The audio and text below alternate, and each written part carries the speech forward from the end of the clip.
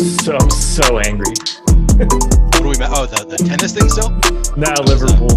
Oh, okay, that makes sense. I was watching your stream from earlier, and I could tell that your tennis lineups are not going great. I think it might have recovered at least a little bit, but I'm way more angry now than I was earlier about tennis.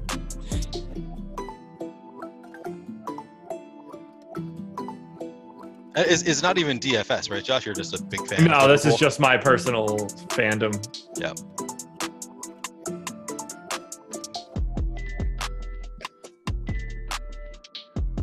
And we are live. Welcome to the MLB Deeper Dive. It is Monday, August 15th. I am Josh Engelman. I am joined by Neil Orfield, and we are brought to you by Odd Shopper. And I looked to my left because I wasn't entirely sure, and I wanted to see the logo at the top of the screen. Anyway, hit that like button, subscribe to the channel, hit the notification bell so you know when everything goes live. And if you hate Crystal Palace as much as I do, give us a thumbs up. Neil, how are you? I'm doing well. We just got the reminder from Larry C to double check your Luis Castillo if you use Fantasy Scripture. I think that was a one-time thing. I did get bit by that last week. We'll have to double check our lineup. So yeah, I don't expect it to happen. He's been in the player pool for forever, so I don't think it'll be an issue again. But yeah, I'm doing well. Excited to talk some baseball, get into the slate a little bit. How are you doing? I was better 2 hours ago than I am right now. I'll be fine eventually.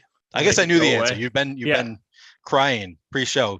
Josh was just weeping about Liverpool. So I know thought about burning down my house and everything in it, including myself, as it ended, but I didn't. Yeah, I didn't. Sad day. Semi congrats to your MMA performance this Saturday. Yeah, tough one. That's exactly how I feel about it. It was like, yeah, I guess in the end, like I made money. It's actually maybe my best win of 2022 so far. This year has just been absolutely brutal for me. I can get to close to the top, and I have yet to win a tournament. So I think splitting second was actually the best that I've done. It's just we had him projected for in the main event card. We had Vera projected for 101 points, and that includes potentially losing too. So to get 95 in a win when I needed 97 was a little bit rough. But at the end of the day, hey, it's good to make some money. Yeah, I was keeping my eye on it and was pulling for you in the end. Adam was looking very good, like 2 fights prior to that. And I saw that you were also looking very good at that point in time. So I knew that we were going to have some sort of legitimate sweat. I think I got my first ever Slack message from Adam was before that final fight. I was the start of our conversation on Slack, and his opening was, "Hi, go fuck yourself." It was the first message I've ever gotten from Adam on Slack. And I was at a wedding, so I wasn't really tracking that closely. I didn't know that I was the one lineup that was blocking Adam from winning too. So I appreciated that message. That's funny. That's funny stuff. All righty. Well, we got 10 games. Got about 55 minutes to go. I can't do math right now. My brain is melting. You ready to talk about this bad boy? Yeah, let's do it. All right, let's kick it off. Yankees and Rays, 4.4 run implied total for the Yanks, 2.8 for the Rays. Garrett Cole and Ryan Yarbrough going in this one. Yarbrough, not all that popular today. Not surprising in a matchup against the Yankees and him being Ryan Yarbrough. Garrett Cole, slightly different. He's 10,100 on DraftKings, projected for 50% ownership. He's 11K on FanDuel, projected for 37% ownership. How do you feel about Garrett Cole today as the second most expensive pitcher on DraftKings? I mean, I like Garrett Cole. If you can get up to Garrett Cole, I think it makes sense to play a lot of Garrett Cole. I don't really know what you need to say about Garrett Cole. He is the best pitcher, definitely top 2 pitcher on the slate, probably the best pitcher on the slate. The only thing I guess that I can say negative about him is that we have him projected, as you said, for 49% ownership right now. With a 29% chance of being a top 2 pitcher on the slate. I listened to your show earlier, and it sounded like you are really high on Cole, and you have him projected for, you say 4 or 5 points higher than Ohtani. Is that on DraftKings or FanDuel? DraftKings, and I can give you the update now that we have more. 4.5. I got Cole at 24.6. I've got Ohtani at 20.1. So that's different than the Stokastic projections. We've got Cole at 23.2 and Ohtani not far behind at 22.5. So I can see why the numbers will look a little bit different if you have them projected that differently from what Stokastic has in the top pitchers tool. Like just based on looking at the top pitchers tool, I would prefer Ohtani because Cole has a 29% chance of being a top 2 pitcher. Ohtani's right behind him at 27.3. And then in terms of ownership, Ohtani is half of his ownership. So just based on the ownership, you can get a lot of leverage by going to Ohtani instead of Cole, paying up a little bit more. But obviously that changes a lot in terms of top 2 pitcher odds if you have that much of a gap in projection between them. So, the numbers I usually look at are, and I caught some flack for this on our show earlier this week, that I just read off the top pitchers tool and the top stacks tool. And the reason I do that is because I've made pretty good money just doing, that's all that I look at typically. Yeah. So based on the Stokastic numbers, which have been pretty good to me, I would rather have Ohtani than Cole, but it sounds like you're coming out a little bit differently there. Yeah. And for the record, so just everybody on this show knows, that's exactly how you should be approaching DFS and DFS content. That top pitchers tool is going to be more accurate than whatever chat seems to think in their head is the best play for today. But yeah, so like when I look at it, we might as well just talk about these two at the top because they're clearly the separation points. I see a lower implied total for Garrett Cole. I think the expectation is that they either go the same distance or Cole would go slightly longer than Ohtani. I don't think the expectation would be that Ohtani would be ahead of Cole in terms of length of time in the game. Right. So I'm getting that. Like the Mariners, like I said, 0.6 of a run ahead in terms of implied total. In terms of park factor for just simply scoring, Yankee Stadium actually significantly better than it is for the Angels. The strikeout matchup to me better for Cole than it is for Ohtani. Obviously, I think we could say the same sort of strikeout stuff between Cole and Ohtani. I'm a little surprised to see that there's not a bigger gap. Maybe I'm crazy for 4.5, but I do think Cole should have the edge here. Yeah, I mean, I get it. And Cole, I mean, Cole does have the edge in terms of top 2 pitcher odds. So, I mean, he does project better for Stokastic. It's just not quite the same gap that you have. Ohtani does have a higher strikeout rate a little bit so far this year. And it's, I mean, it looks kind of negligible just because the numbers are so high for both of them, but it's not nothing. He has a 35.2% strikeout rate relative to Cole's 32.5. So you'd rather have the Ohtani strikeout rate, but yeah, I mean, it's kind of splitting hairs in terms of what your actual expectation is for them. Both you and Stokastic have Cole projected better.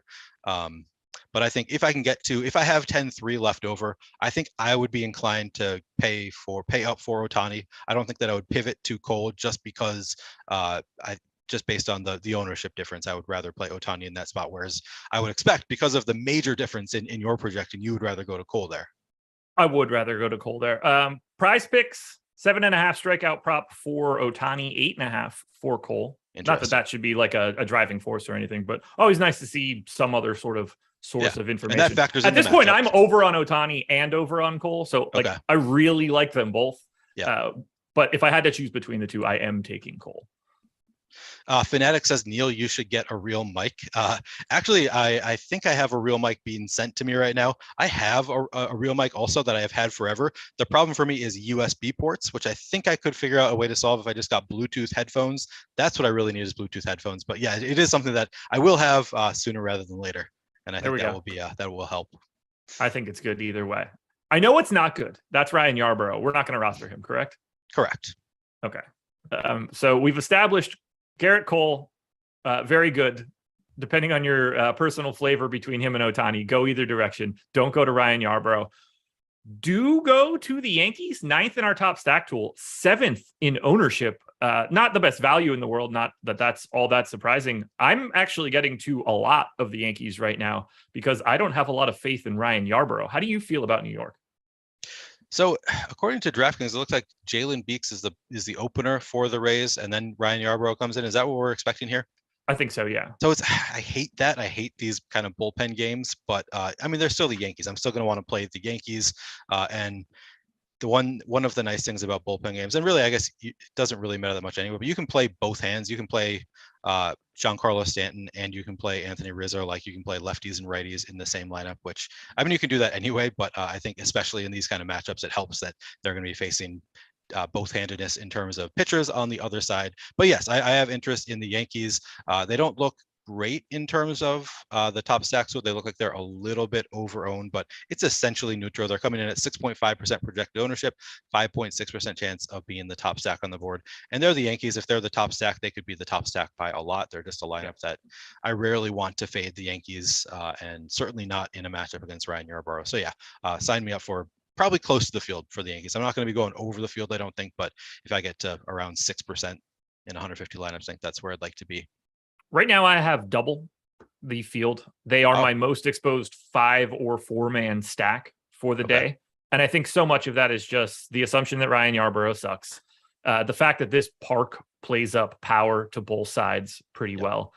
And simply just the fact that outside of Torres and Judge in the 1-2 spot, no one's really getting any ownership here. Judge's ownership is completely warranted.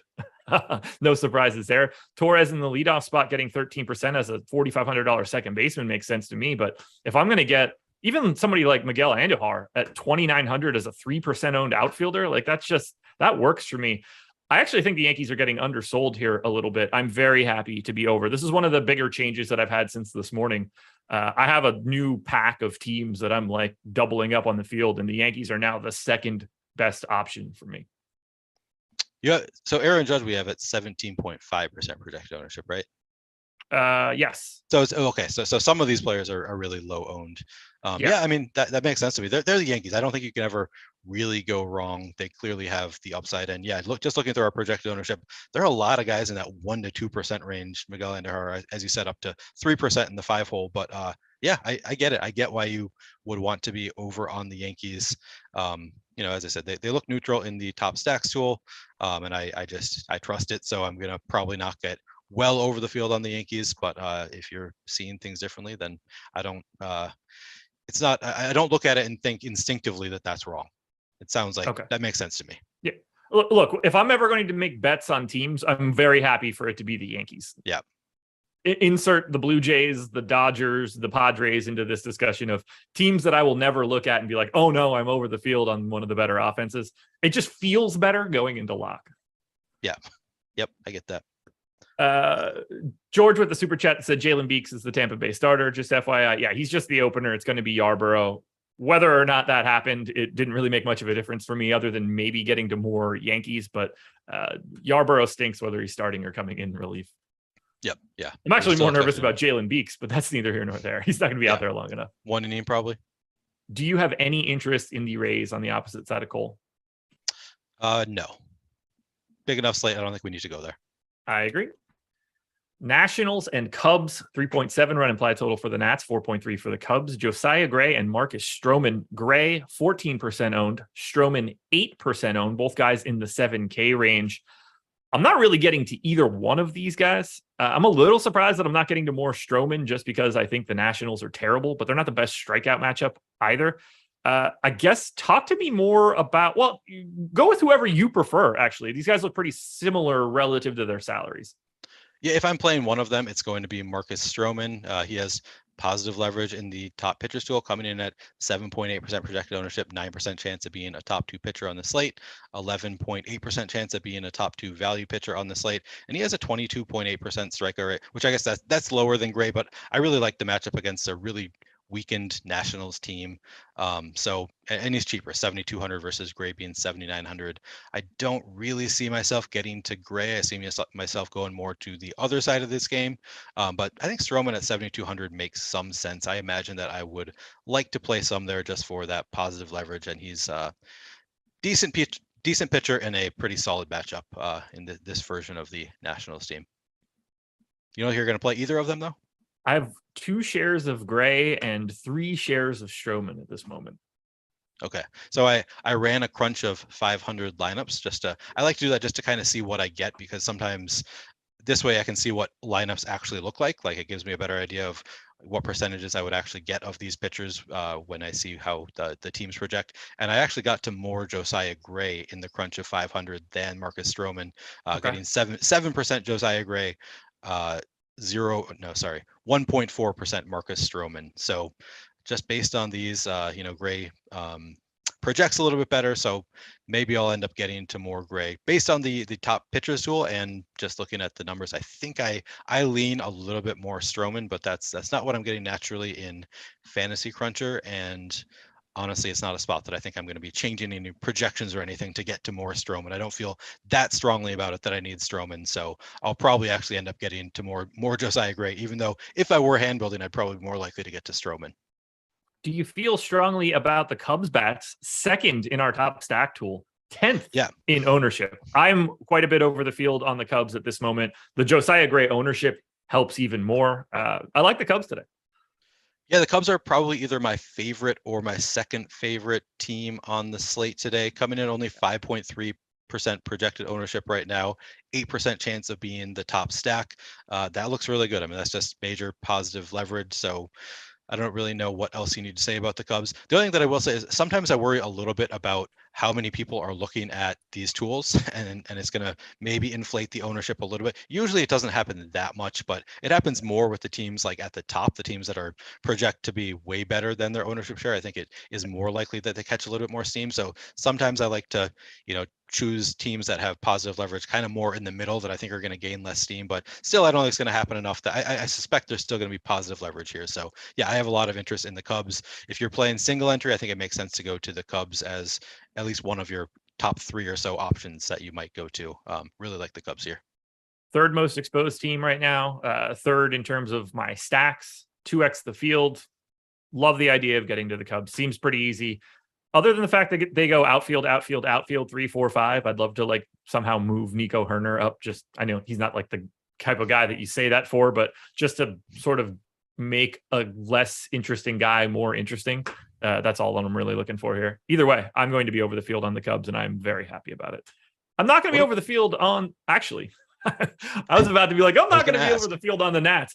I have 6% Nats right now because they are essentially free, and I am heavy on Ohtani, I'm heavy on Cole, and I am heavy on Strider. And if you're going to pay a lot for pitching, you got to find some place to pay down for hitting. And it appears I'm getting a little tiny bit of the Nationals. Yeah, I want to look at what their actual ownership is. Yeah, these individual bats, they are not getting any ownership. The highest owned looks like it's Keibert Ruiz at 4.3% projected ownership in the 6 hole as a catcher at 2,900. Yeah, I kind of like them. They look good in the top stacks tool, coming in at only 2.2% projected ownership, 3.2% chance of being the top stack, and then 11.8% chance of being the top point per dollar stack on the board. So hard not to like that a little bit. And it's just a spot they're going to get overlooked because they're not a great team, but it's a pretty good matchup. And, they're still a major league team. I still think they could put up some runs. So I think I'll probably get above the field on the Nationals. I don't know that you can expect them to put up 11, 12 runs just because this lineup is not good, but you don't really need it when a team is this cheap and they allow you to get to, you could play both Ohtani and Cole and, great players behind them. So I think that I do have some interest in Washington here. All righty. Anything else for this game? No, I think we covered it pretty well.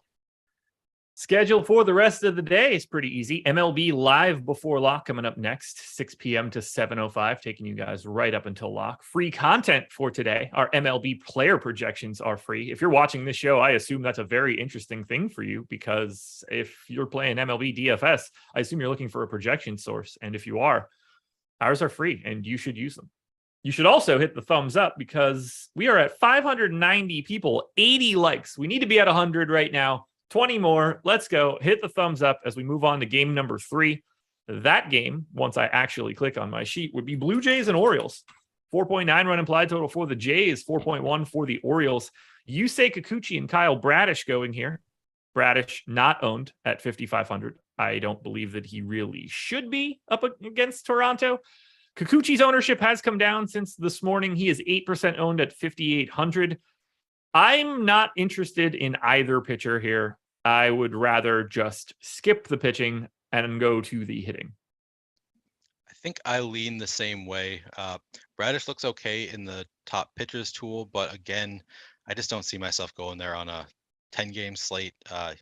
He's 5,500, so he looks good in the top point per dollar, 16.8% chance to be one of the top 2 point per dollar pitchers on DraftKings at only 0.5% projected ownership. But I think this is a scary enough matchup for me that I probably not going to go there. Yeah, I don't know that we need to say that much more about Bradish. He used to be pretty interesting, but his strikeout rate has not been. Actually, let me double check if that is true. Yeah, 22.5% projected. Sorry, strikeout rate so far this year. I don't think I'm going there against the Blue Jays. Okay. And then Kikuchi just he has not gotten through 6 innings more than like 2 or 3 times the entire year, and he usually only pitches like 3 or 4 innings. He just has too high of a walk rate. I think he just doesn't get to through 5 innings. So if he's not going to get through 5 innings, he's probably not going to get the win. I guess against the Orioles, it's a fine matchup for him to potentially do it. But yeah, I don't see myself playing either of these pitchers a whole lot. I do find myself playing some of the batters, but it's not where you would likely expect, although maybe it is. We got to talk about the Blue Jays first. 5th in aggregate ownership, 3rd in our top stack tool. This is a spot where I'm likely to be getting away from the field. This is one of my bigger fades of the day. At least based on steamer rates, Kyle Bradish has a 4.26 projected FIP. That is basically league average, slightly better than league average. He has mild strikeout stuff. He seems like to be a functional major league pitcher.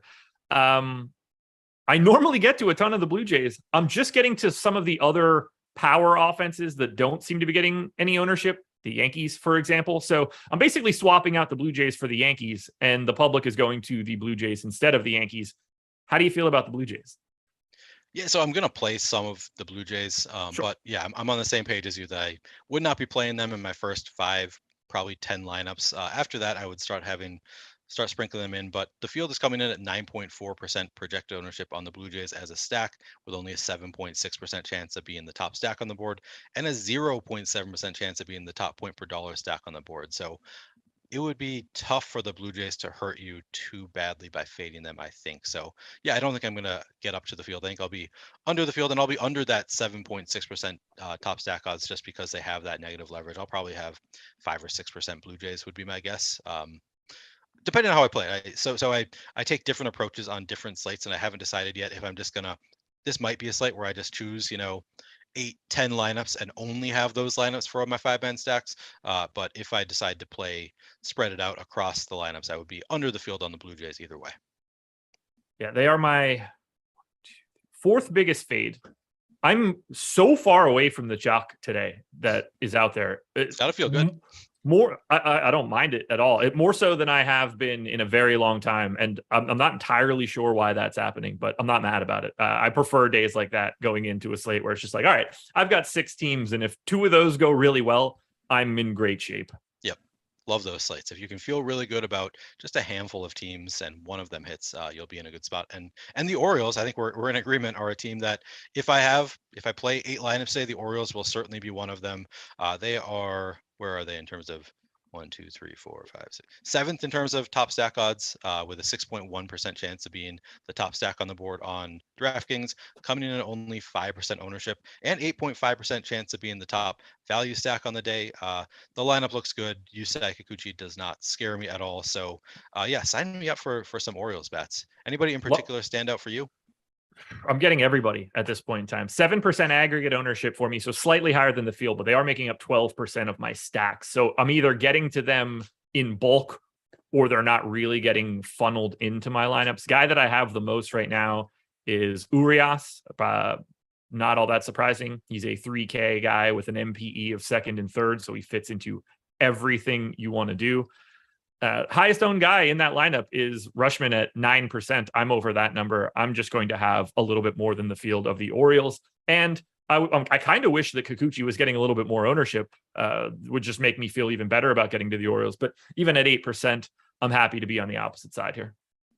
Their lineup has 1 lefty in it. They have a couple switch hitters, but it's like all righties. And then Taran Vavra is the only, I've never even heard of him, to be honest. The only Orioles batter who is not either a switch hitter or a righty in the 8-hole.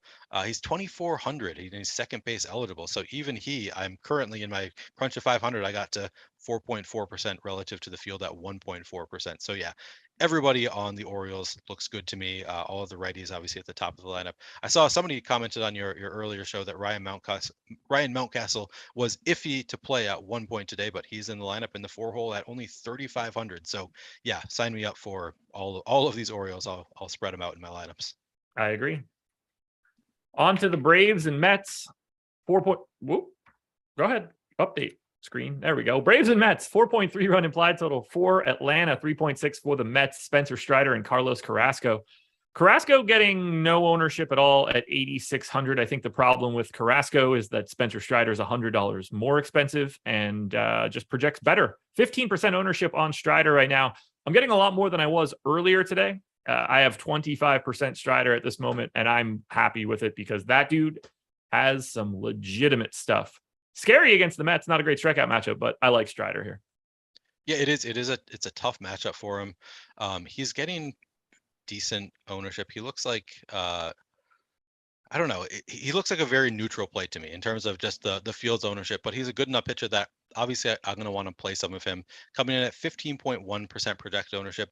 In my crunch of 500 lineups, I got to 19% Spencer Strider, and I think I'd be happy to get there. I don't mind coming in a little bit over the field on a pitcher with Spencer Strider's upside at 8,700. The matchup is tough, but he is a pitcher that good pitchers are going to have high upside no matter what the matchup is. He has a 38% strikeout rate so far this year. So I think he can strike out any team. And if he gets on a roll, he can obviously strike up some fantasy points. So yeah, I'm fine getting to 2 or above the field on Strider. I don't think that I'm going to get up to like 40% Strider. I'm not going to go overboard, but if I'm a little bit above the field, I'm totally fine with that. I also don't mind playing some Carlos Carrasco. I didn't get to any of him. I got to like 1 or 2 in my 500 lineup crunch. That might be a spot where I would consider actually giving him a slight projection bump or giving him the thumbs up in Fantasy Cruncher, because I think I want to get to at least a little bit of Carlos Carrasco. 23.7% strikeout rate is just fine. And I think that against the Braves, you can expect that strikeout rate, if he's on, to go up a little bit, because the Braves they're a high volatility spot. They're a strong team, but they also strike out a lot. So if Carlos Carrasco can get through the lineup a few times, I could see him putting up some pretty solid fantasy points. And yeah, the 8,600 to Spencer Strider's 8,700. Spencer Strider has the higher upside, but Spencer Strider also has the tougher matchup. So he wouldn't be shocking to me if Carlos Carrasco does put up more fantasy points than Spencer Strider today. And Carlos Carrasco is getting like literally no ownership, 0.5% projected ownership, with a 9.8% chance of being a top 2 pitcher on the board. So I think that this is a spot where I might give him a slight projection boost just to get a little bit of Carlos Carrasco. Do you think you're going to play any at all? I'm 9% right now, and I am very happy about that, Mark. Yeah, that's about where I probably want to be. Yeah. Strider, by the way, strikeout prop at Prize Picks 6.5. That's even higher than what I've got him projected for. Carrasco 5.5, also higher than what I've got him projected for. So 6.5 is a pretty big number here against a pretty good Mets team. Yeah, it is.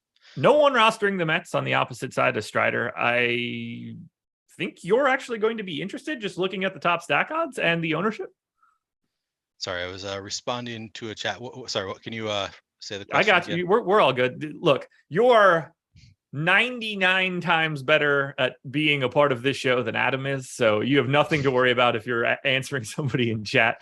Mets top stack odds look pretty good in relationship to their ownership. I'm not getting there, but I feel like they're going to appeal to you. Yeah, 0.9% projected ownership with a 4.2% chance of being the top stack on the board. Sometimes I like taking good teams in tough matchups, and we've seen Spencer Strider get blown up before. The Mets are certainly a team that is capable of blowing up a pitcher like Strider. So yeah, I'll sign me up for above the field here. Probably significantly above the field. Like I'm not talking 20%, but if I get to 10% of the Mets when they're coming in at 0.9% projected ownership, I wouldn't mind that. I think that they're just such a solid offense, and even though it's a tough matchup, if they can hurt them a little bit and get to the bullpen early, they could really do some damage here. So yeah, sign me up for getting above the field, certainly on the Mets. How about the Braves, who are 3rd in our aggregate in ownership? They are 5th in top stack. Now, a little bit deceiving to their ownership. Acuna is pulling. Actually, he's not even in the lineup, is he? I'm like 99% sure I got that pop up before the show went live, but maybe I'm wrong. He is in the lineup in the one hole. He is in the lineup? Yeah. Maybe I looked at an old one. Oh, Ronald Acuna is in the lineup is what that pop-up from DraftKings said. So Ronald Acuna is in the lineup, 20% owned. So slightly skewing the aggregate ownership for Atlanta, but still a relatively heavily owned team. Swanson at 10, Riley at 10, Olsen at 10, Contreras basically at 10. I'm assuming you're going to be lighter on the Braves. Yes, I would assume that, yeah, coming in at 10% projected ownership with a 7% chance of being the top stack on the board on DraftKings. And they're not cheap, 1.9% chance of being the top value stack on the board. I would just rather, as you said earlier, I'd rather take good teams that are not getting ownership, and the Braves are one of the highest owned teams on the slate. Currently, we have them projected third behind the Twins and the Giants. So yeah, you are correct that I would probably like to come in a little bit under the field on the Braves, although I don't mind playing the Braves against Carlos Carrasco. They're certainly a dangerous lineup. So I probably don't want to full fade them unless I do decide to go the route of, choosing a handful of teams to play. I don't think they would make the cut there, but most likely I'm going to get to some Braves. I'll just be under the field and probably under 7%. It's another one of those teams that's getting a bunch of ownership that I simply am not getting to today. And I don't mind it. So I'm liking the other spots. I hope that holds all the way up until 7:05. I mean, there are some really attractive stacks here, so I get it. Yeah, like when I look at the teams that I am getting to in comparison to the teams that are getting the ownership, I don't see them as all that different, and it's just, to me, just opening me up a little bit better. So yeah, we shall see. Twins and Royals. Here's another one getting some ownership. 4.8 run implied total for the Twins, 3.5 for the Royals. Joe Ryan and Chris Bubich. We can skip any conversation on Bubich, I believe. Joe Ryan, on the other hand, 14% owned. That's exactly where I have him in terms of ownership. That's about where he is in our top pitchers tool. I don't think there's I don't have much more to say about Joe Ryan. He seems to just exist on today's slate, and everybody's sort of on the same page of what he should be. Yeah, so in my crunch of 500, I only got 6% Joe Ryan, and I kind of want more than that, but probably just because I'm a Twins homer, because I'm looking at the numbers, and he does have negative leverage in the top pitchers tool, coming in at 14% ownership with a 10.5% chance of being a top 2 pitcher on the slate, 13.7% chance of being a top 2 value pitcher on the slate. Man, I look at it and I think 7,300 for Joe Ryan against Kansas City, getting 14% projected ownership. I think I'm inclined to get to more than the field on Joe Ryan, but he has negative leverage in the top pitchers tool, which is smarter than I am. So I'll probably try not to go too far overboard there. I might try to push it up just to get closer to the field because I like the kid and I think it's a good matchup and he's cheap and I think the upside is really high there. But I'm not going to go too far overboard because I like to trust the top pitchers tool, and he has negative leverage in the top pitchers tool. There we go. Is Chris Bubich, is he the Kansas City pitcher that Adam really likes generally? He is the Kansas City pitcher that Adam generally gets. I'm not entirely sure he likes it. Okay. I thought there was one that he's really high on. I just remember from a conversation probably 2 months ago, there was some Royals pitcher that he was really high on. And he thought had really good stuff, but maybe that's changed. I can't remember the dude's name. I think he's a lefty. Lynch. Daniel Lynch. Yes, he'd be more. Yes, Bubich he gets because he's usually like a pay down option. He's never happy in my experience, at least. Okay, good. Then I feel more comfortable full fading Bubich. Sometimes I like hearing the reasons to play guys who don't look good in the tools, and then I change my approach. But it doesn't sound like that's the case for Chris Bubich, so I can feel comfortable full fading there. Are you fading the Twins today? Our number 1 owned team. They are 4th in top stack, 7th in top value. This is, once again, another team that I am under the field on in comparison to our current ownership. I've got about 3% Twins in comparison to the 11% we're projecting. And that's where I would like to be, just based on the top stacks tool. I hate it when the field gets to the Twins because I love playing the Twins. But the field, 11.5% here, 7.5% chance of being the top stack on the board. 3% sounds like about where I would want to be too. That makes sense just because of the negative leverage. I don't want to full fade them because they clearly have upside in this matchup with Chris Bubich. But when the field's getting there at 11.5%, given some of the other spots that we really like, you can't play everybody. I think I'm with you. I'll be under the field there. The Royals are a team that I am getting to basically the same as the field. 12th in top stack odds, 3rd, however, in top value. They are 8th overall in ownership. And I'm basically just straight down the middle neutral. You get the MPE in the 1 spot and the 2 spot. The final 5 hitters in their lineup are 2K. Vinny Pasquantino is 2,100. These guys are just basically free. And while I think Joe Ryan's a good pitcher, I'm just willing to take a shot on Kansas City because of their pricing. Are you getting much in terms of one-offs with Kansas City just because of the pricing? Let's find out. Yeah, I'm going to look too. I have 6 5-man stacks, 2 4-man stacks, 11 3-man stacks, a single 2-man, and 30 of my 150 lineups have a one-off to the Royals. So yes, they are my most exposed one-offs. Okay. And that makes a ton of sense. Yeah, when they're that cheap, they just are going to fit into a lot of good lineups. Sometimes I worry about the really cheap, like the $2,000 players get in and I get like 20% of them just because they're so cheap. I'm glad to see that is not happening for me today. I am getting to a good amount, more so the top of the order though than the guys that are just cheap. So I'm comfortable with. Currently, I've got anywhere between 2 and 8.8% on all Royals, and I think that's about where I want to be. I don't want to go overboard on the Royals. In terms of the stack, yeah, I agree with you. They look very neutral in the top stacks tool as well, because they have, as you said, negative leverage in terms of their top stack odds, but then positive leverage in terms of their top value stack odds. 12.7% chance of being the top point per dollar stack on the board today. But on a slate this size, typically you can find stacks that just have higher upside than the Royals. So if I get close to the field's 5.7%, that's about where I want to be. They're not going to be a single entry team for me. They're not going to be one of my first 5-10 teams on the board, but in 150, I'd probably be close to the field. Folks, hit that like button. We're at 129. Seems like 150 should happen pretty easily. 21 more to get there. 770 people here. And those 770 people can listen to me talk about OddsShopper, presenting sponsor of this show. If you're into sports betting, it's the first place you should be going to shop around for your lines. You're going to be one click away from making that bet. You're going to get the best number that you can find. And that is a giant benefit to you and has nothing to do with anybody else. It hurts the books if you're getting the best number possible and only benefits you. Take advantage. Don't leave that money on the table. The even bigger piece of OddsShopper is going to be our player props section. We're going to give you the projection, the expected ROI, the expected win rate. All of that information is there. Same process as betting on sides and totals. You can just immediately click on the line, go directly to it, get the best line out there for the player prop. Oh, did I bury the lead? This is all free. It costs you nothing at all. You just go to oddshopper.com and have the goods at your fingertips. If you're not in a legal state, I still think it pays dividends to look at sides and totals for individual DFS plays, to look at some player props, maybe help you with some coin flip type decisions. All of that data can be found at OddsShopper, and it will cost you nothing. So please just take advantage of that free offer that we're giving you. Yeah. Any bets you like on OddsShopper today? Probably a ton. Today has not been the day that I could sort through this, and the state of North Carolina has made it so that I don't look nearly as often as I should. Same thing in Minnesota. Shohei Ohtani looks good to hit a home run. 37% expected ROI to bet on Shohei Ohtani hitting a home run at plus 575. Glenn Otto, 40% expected ROI if you bet under 4.5 strikeouts. Those are a couple just at the top of the board that look good to me. I wouldn't be mad about Jared Walsh to go yard either. It looks like both he and Ohtani looking like pretty nice options in the player props department.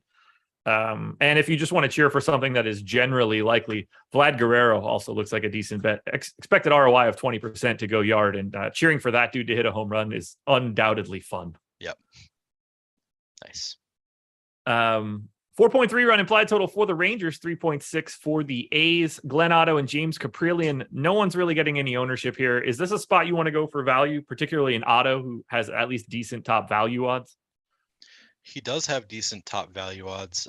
It's a good matchup against Oakland. He is Glenn Otto, so I'm not loving it. I don't really want to go there. 18.9% strikeout rate doesn't do a whole lot for me. Let me see if I got to any, just because of the price tag. I want to see if I got to any. Doesn't look like I got to any in my crunch of 500 lineups, and I'm fine with that. I'm not going to be forcing any Glenn Otto into my lineups. So yeah, full fade for me, both pitchers. Perfect. That works for me.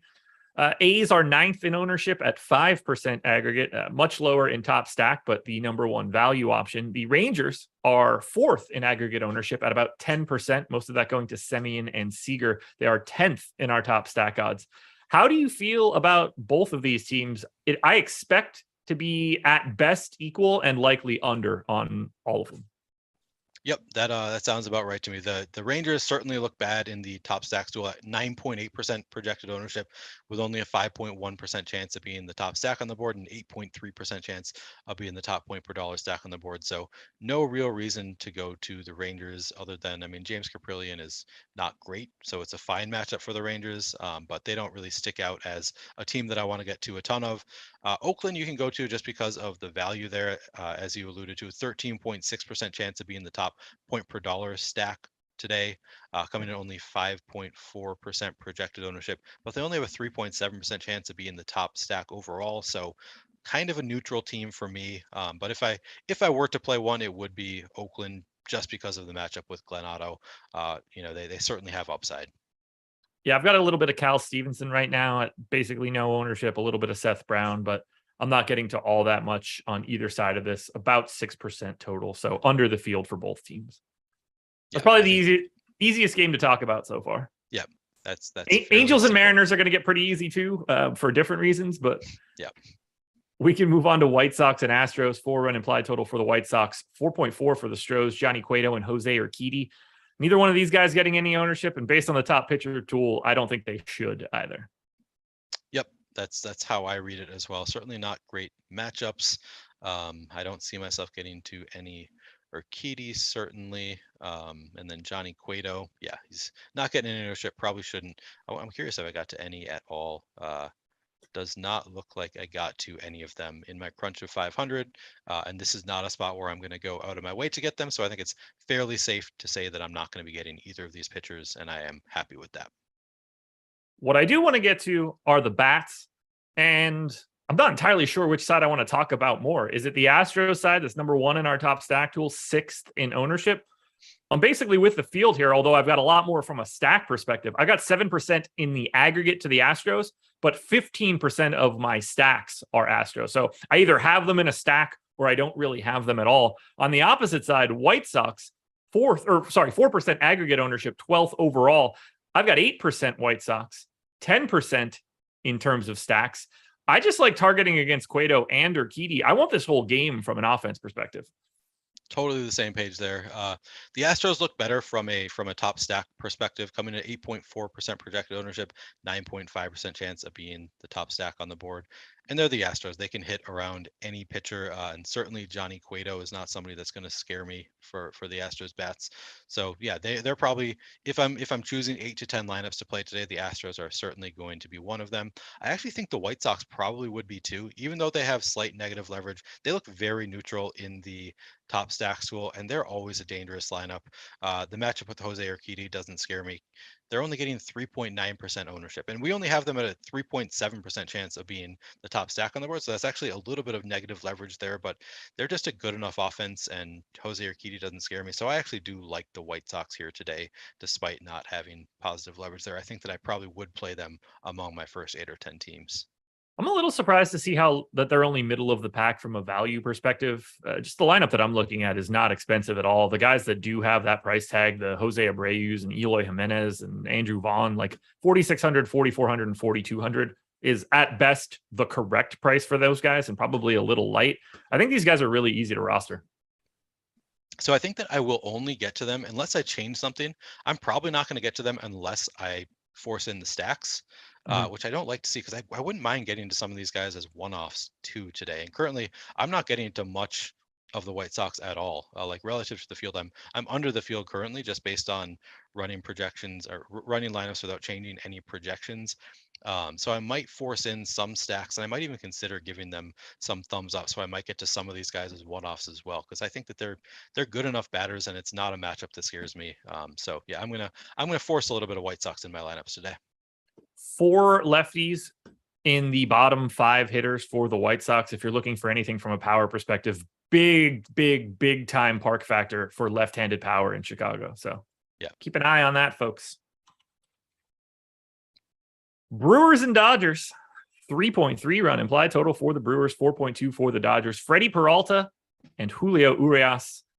No one's really going to Peralta. Tough sell here. Dodgers matchup is incredibly difficult. I don't think that he's ready to go full freight like he normally would be. So he's not much of an option for me at 8,100. Urias, I think, is basically properly owned around 12%, 9,600 here.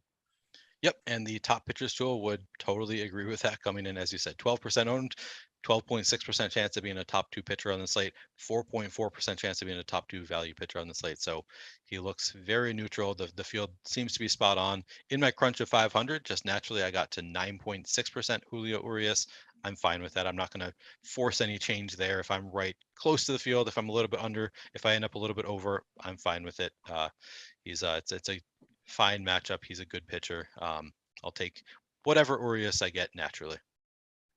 I don't really want to be targeting here against Freddie Peralta, so maybe they can get this done with the bullpen. But sixth in our top stack tool at 6.8% odds of being the top stack.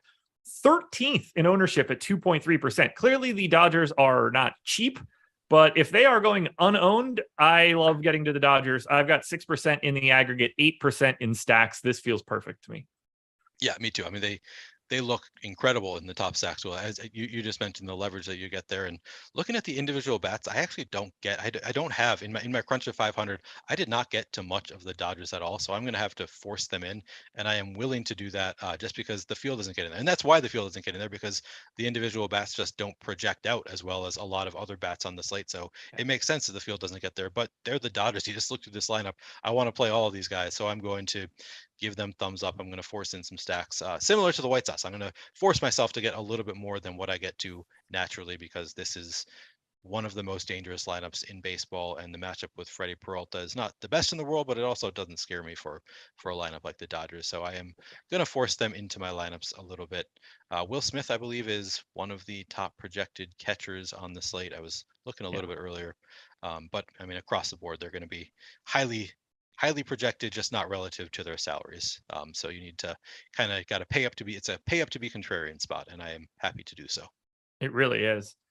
I'm getting to a very small amount of the Brewers, like 3%, 4%. They are completely unowned across the board.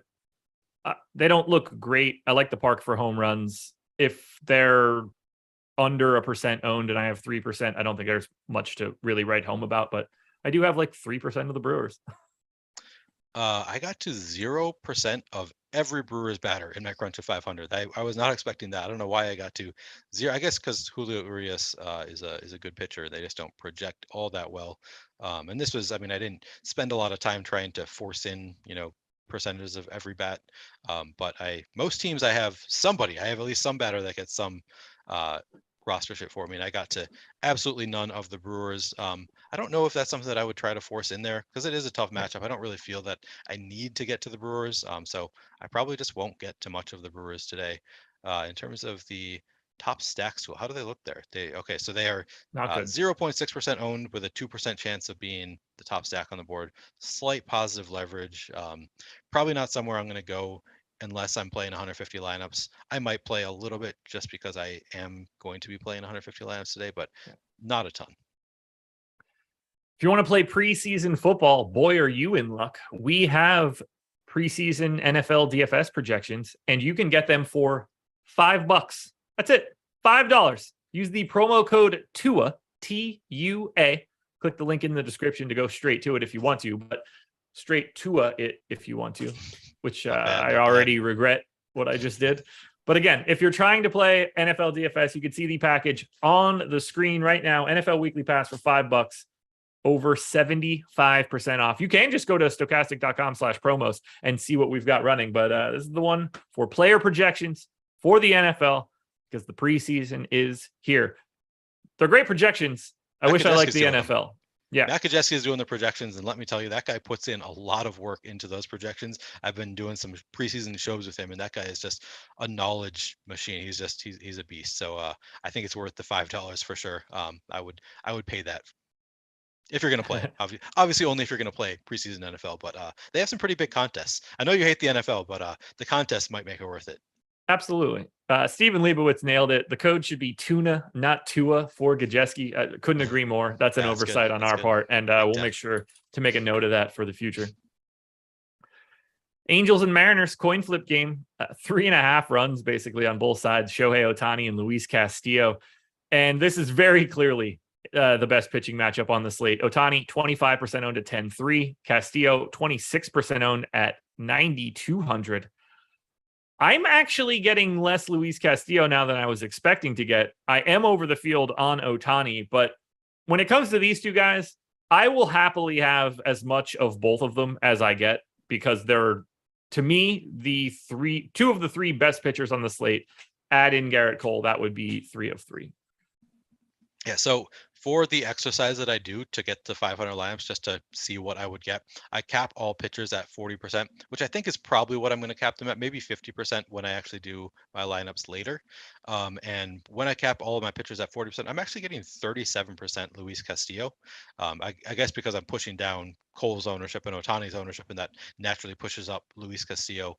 But I would not mind being above the field on Luis Castillo. He is one of the best pitchers on the board today, and certainly Ohtani, I would like to be above the field. We went over the reasons over. He's just not getting as much ownership as he should get, coming in at 23.6% projected ownership, 27.8% chance of being one of the top 2 pitchers on the board. In the Stokastic projections, he's not far behind Garrett Cole, and he's a little bit more expensive than Cole. He projects a little bit worse, so it makes sense that naturally Garrett Cole is going to get more ownership, and that's a spot where, I like to take advantage of those small discrepancies and get a little bit more Ohtani. So I'm going to be above the field on Ohtani. I'll probably be above the field on Luis Castillo, even though he actually has negative leverage, coming in at 27% projected ownership, 17.6% chance of being one of the top 2 pitchers on the slate. I'm still fine getting above the field on Luis Castillo. Get different with bats. I think my issue right now is basically just that I don't think that Strider and Urias are all that different from Castillo, but Castillo is getting 26% of the ownership, and those guys are in like the low teens, basically. Yep. So I'm kind of just taking what I was getting from Castillo and spreading it out to those two guys. And obviously, I'm already over on Ohtani and Cole. So I think Castillo's ownership is making him the casualty of this top pitcher group. And yeah, that makes sense. Like, it makes sense when I look at it. It doesn't make me feel good. I'd be happy to have Castillo in a matchup against the Angels, but right now I don't. Yeah, and that, I think it makes sense just based on the top pitchers. Still, you're going with the guys who are coming in lower owned and still have major upside. So that makes sense to me. Yeah, I'll probably just take what I get. I haven't decided what I'm actually going to cap all my pitchers at. I'll probably up my cap to 50% and then get more of Cole and Ohtani. I'm not sure. I haven't decided yet. It's either going to be 50 or 40 probably. Okay. But yeah. Makes I'll sense just keep an eye on the ownership. Like, if Castillo drops to 22 and Strider goes up to 17 or 18, then I think they're going to normalize for me, and I'm going to end up pretty neutral on both of them. If it goes the other direction, I might end up with even more Strider than I have right now, which I won't be mad about as a lapsed Braves fan. Nice. Lapsed Braves fan. That's sad. I mean, I call myself a Twins fan, but I only really watch the Twins when I'm like out at a bar. So like, I'm not a real, or I go to the game. I either go to the game, if I'm at a bar, they happen to be on, I'll watch. But I don't honestly go out of my way to watch too much of the Twins. I'd like to watch more. I'll probably watch them in the playoffs, but yeah, we'll see. Yeah, I didn't even watch if they make the playoffs. I didn't even watch my Braves win the World Series. So if I'm not going to do that, World Series, I'll watch that. Yeah, if I'm not going to watch, it's just so hard. Like, at that point in time, we're talking about like the first or second week of the NBA season. Oh yeah, I suppose. And like, I just don't have the time to be watching baseball games at that point. Yeah, that's rough. If the baseball season ended like the first week of October, then I probably would have watched that entire series. Yeah, that makes sense. Yeah. As it stands, I don't even remember who they played. But I have no idea who they played. I don't remember either. Definitely an AL team. Definitely an AL team. I know that much. That's good. Yeah, good guess. All right. Is there any justification here for bats on either side? I bet there's justification in the top stacks. Well, usually there is on these teams that are in tough matchups. For the Angels, it's hard because you can't roster Ohtani. They become an 8-man stack of really shitty hitters. Yeah, probably not the Angels. I mean, they both have positive leverage. So that's what I was alluding to. If you want to play these teams and you want justification to play them, they have positive leverage. The Mariners coming in at 0.8% projected ownership, 3.4% chance of being the top stack on the slate. So there is your reason to play Seattle if you want to play them. If you want to play the Angels, similarly 0.9% projected ownership, 2% chance of being the top stack on the slate. So there is your, and 7.1% chance of being the top value stack on the slate. But I am not going to force myself to play these teams. These are tough enough matchups that I don't really want to play either team. The most I got of anybody is 4% of Jared Walsh. And as far as guys that I'm going to get in this game go, 4% of Jared Walsh is about where I want to draw the line. Yeah. He's the guy I'm happy to get. We did just get the Angels lineup. Let's see. Is he in it? Different than good question. Probably important to that decision. He is in the perfect 5 hole. So, perfect. Yeah. Right where I had him. And now we close it out. Giants and Diamondbacks. 4.5 run implied total for the Giants. 3.3 for the Diamondbacks. Alex Cobb and Madison Bumgarner. No ownership going to Bumgarner, and there shouldn't be any. 22% ownership going to Alex Cobb right now at $7K. I get it, and I kind of need the salary, and he projects pretty well for me. I have 12% Cobb right now. I don't know if I'll get all the way up to the 20% mark, but I understand why he's getting the ownership. So in my crunch of 500 that I've been alluding to, cap at 40% ownership on all pitchers, I get 39.4% Alex Cobb. That is not what I want. I think that is a spot where, on some of these top pitchers, I'm willing to go above the field even when there's negative leverage. I don't think I'm willing to go there on Alex Cobb and his 22.3% projected ownership, 15.7% chance of being a top 2 pitcher. I think that I would probably force myself to get, I'm okay.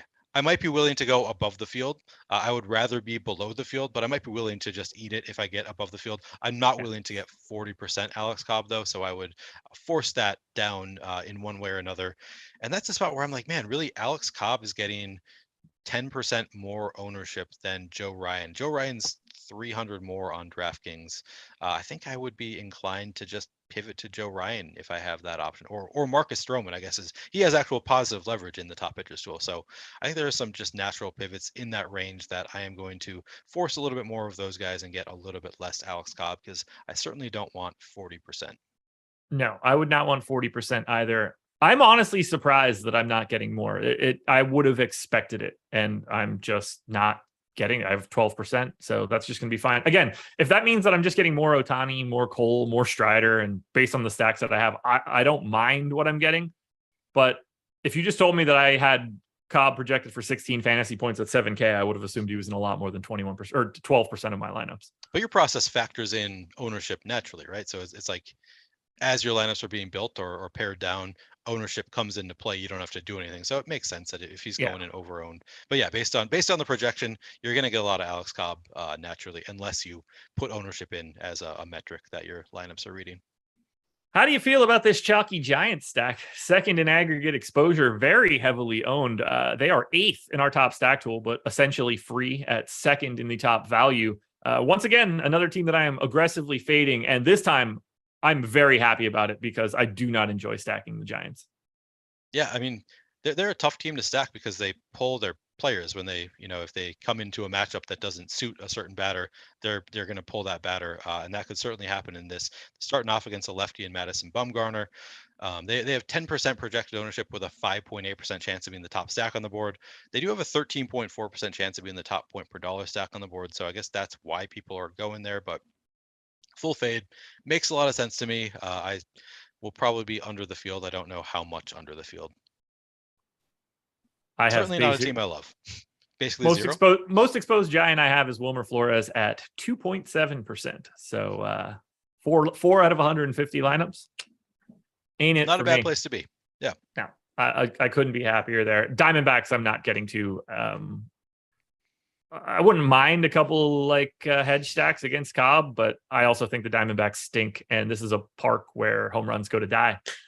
That is all true. I think I would be more inclined to play the Diamondbacks than, for example, the Mariners or the Angels, just because it's a much better matchup, obviously, and then also that leverage on, it's leverage on a pitcher who should not be as high owned as he is. So I think that I would not mind getting to above the field. They're getting 0.8% projected ownership with a 3.2% chance of being the top stack on the board. You don't have to get much to get above the field. So I wouldn't mind having 3-4% of the Diamondbacks just as leverage and taking advantage of that lack of ownership. Almost hit the mark on the dot. 180 likes. I would like 200. If you can hit it, that would be great. We're right at the 6 o'clock mark. So we're going to get out of here, turn it over to Live Before Lock. Final questions. Favorite pitchers for today? Favorite pitchers. That's going to be Shohei Ohtani for me is going to be number 1, followed by Garrett Cole, followed by Luis Castillo, or the top 3 in terms of just like if you can play any pitcher you want. And then I also I'm going to force myself to get a little bit above the field on Marcus Stroman, just kind of as an off the wall pitcher that people are not playing a ton. Marcus Stroman. How about you? It's going to be Cole, Ohtani, and Strider. They are currently making up 126% of my 200% of pitchers. That is basically like 50% more than the field. Right now, I'm getting away from Luis Castillo. I would not tell anybody to do that. That's just what I am doing. Favorite stacks for today. This one I will be much more comfortable in saying it. Yeah. So the Astros look good. I don't know that they would be in my number 1 stack. Probably. I mean, the Dodgers just are coming in so low owned. It has to be the Dodgers are up there for me. I like Baltimore. We talked about them. I know you like them too. The Mets, actually, I kind of like just as a leverage spot against Strider, just getting no ownership. And as I said, the Astros are one of those teams I'm going to go to. The Cubs look really good against Josiah Gray too, coming in only 5.3% projected ownership. So those are a few of my favorite stacks. How about you? Top 4 for me in terms of exposure: Astros, Yankees, Cubs, Orioles. I'm over the field on all of them, basically 2x the field on most. Other team that I am getting a little bit more from a stacking perspective for is the White Sox, and I'm about double the field on them as well. Like it. There we are, everybody. Another show in the books. Thank you for hitting the like button, getting up to 200. Stay right here. Don't leave this stream. Live Before Lock coming up next, taking you all the way to 7:05. Good luck, everybody. Good luck.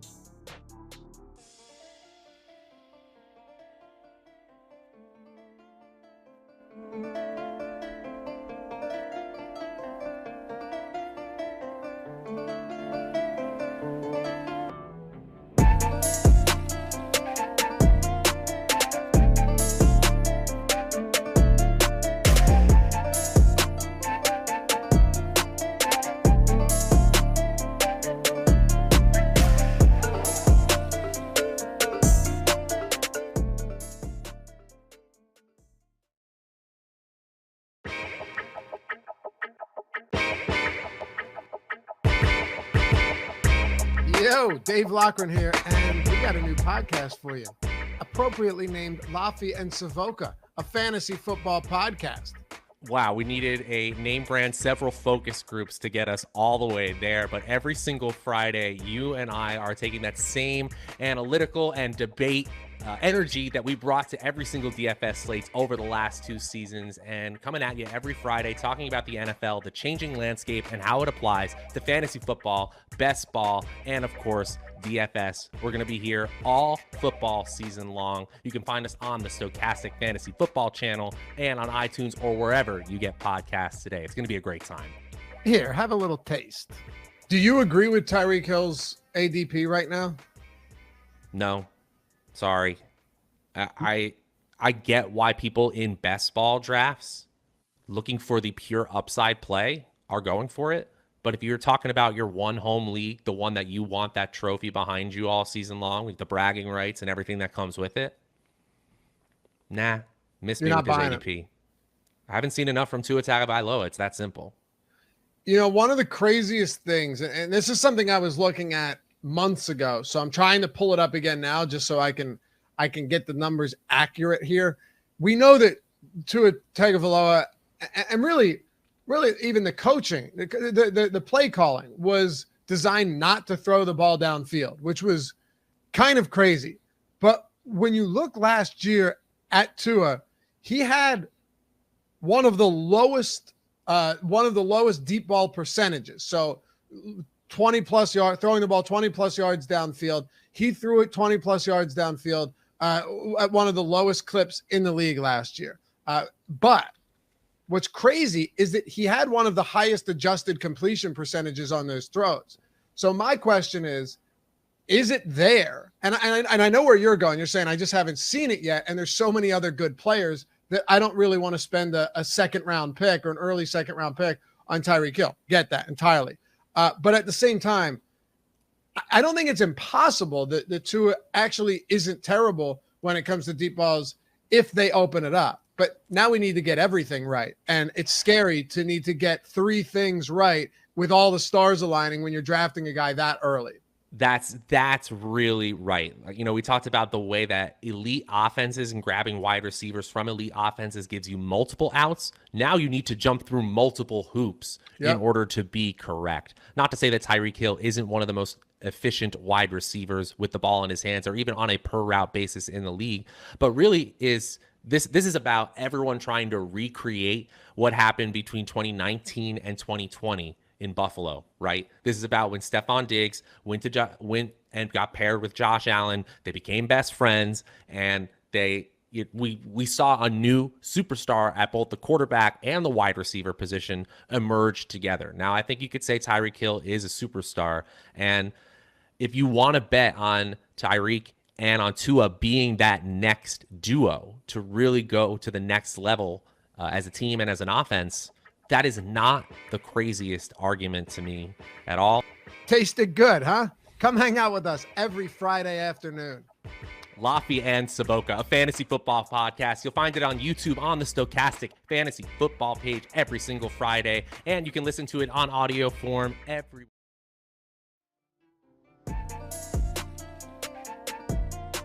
When I was writing up the article this morning, I wanted to go with Baltimore going against Kikuchi, but I was worried that Mountcastle wouldn't be in the lineup, but they were also ran stack. I know you read my article.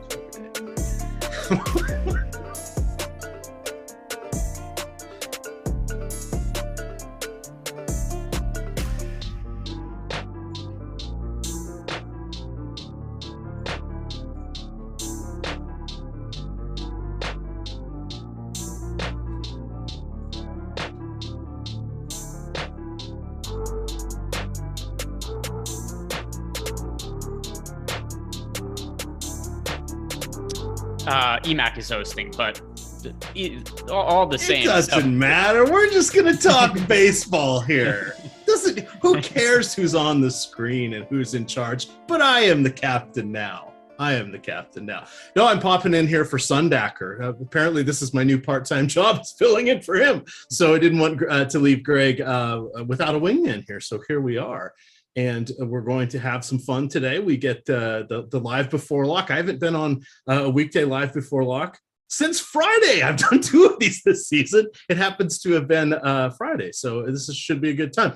Greg, we got to do our Saturday morning show. So hopefully you've had some fun in the 36 hours since then. We have most of the lineups in. It's looking like a good day. We've got some good pitchers. We've got some scary pitchers, and we've got some pitchers that we'll find out what we're going to do with. But let's have some fun here. We'll talk about the pitchers first here, and then we'll work our way into the stacks. We'll answer some questions. We'll have just the general good old time here, talk a little odd shopper. The top of the pitching pyramid, I guess we'll go with Garrett Cole. Seems to be quite up there. Spencer Strider, a potential, the fireballing youngster going against a Mets team that does have a very good offense. We've got Johnny Cueto, and the deal with the Devil apparently has not expired yet. He's not allowed to give up more than 3 earned runs at any start, even though he doesn't get more than 3 strikeouts in any start, it feels like. You've got Luis Castillo going against Shohei Ohtani. That, I think, is an interesting spot to look at for Castillo. The popularity is surging with him against an Angels team that strikes out about 27% of the time. And then you've got Ohtani going against the Mariners. I'm a little hesitant here because the Mariners are top third of the league against righties this season. They do have like one of the few times everybody is playing tonight. So you got Julio Rodriguez healthy. They've got Mitch Haniger back. You've got Jesse Winker and Eugenio Suarez are finally, shook off those 2-month slumps to start the season. They've been great. Ty France is back. So you got a pretty good lineup here. Cal Raleigh just keeps hitting home runs. So that's pretty solid. And then last but not least, we've got Alex Cobb, who suddenly learned how to strike out hitters. He missed a chunk of first part of the season with the sore back, and then he went on missed another couple of weeks with the neck strain. But since Memorial Day, basically he has just been lights out, almost a strikeout per inning. What are we going to do here? Because I think the chalk is over consolidating on some of these plays. Kind of. The issue is the rest of the pitching options are just, they leave you wanting so much because they're just not good. And then the other thing too, which we've talked about so many times on the shows as of late, it's just very rare that we have to go all that cheap at pitching today because the pricing is so broken on DraftKings and FanDuel these days that you start to say like, all right, is there really any need to go all the way down to guys like Yusei Kikuchi today or Glenn Otto? They're in plus matchups, but even if they're decent and they score 15 fantasy points, does it matter for this slate? I tend to think not. So I think most of the chalk is pretty warranted. And I think some of these guys, you could make a case that are actually going a little bit under-owned now, with the exception being Garrett Cole, because Cole is so popular right now. We haven't projected for, like you mentioned that he's chalk, but the level of chalk, he is 52% owned right now on DraftKings and nearly 40% on FanDuel. So I don't really think anybody's ownership is too problematic other than his. Not that he's unplayable, but I'm going to be underweight to the field on him. All right, that makes sense. Where are you landing here, the Garrett Cole side of things? Yeah, so when it comes to Garrett Cole, he's the only pitcher on the high end that I really think is too popular. Like I was just saying, I mean, 52% for him on DK and then 39% on FanDuel. It's a lot of ownership going to one pitcher, and we have other guys in really good spots. I know you routed off all the names on the slate, but relative to ownership, I do think that pitchers like Ohtani, Luis Castillo, Alex Cobb probably are guys over the course of 20 or 150 lineups. They're not that hard to get overweight to the field on because they're all in like the low mid 20% range, whereas we have Cole projected for over 50%. And I mentioned on FanDuel, single pitcher site, he's in nearly 40% of the field's lineups. Right. What is the pitcher that you're going to that you think less people will? Or do you have a particular one you can call out? So just like crazy low owned, you mean? Yeah. Where do you have the most edge over the field or the most leverage over the field?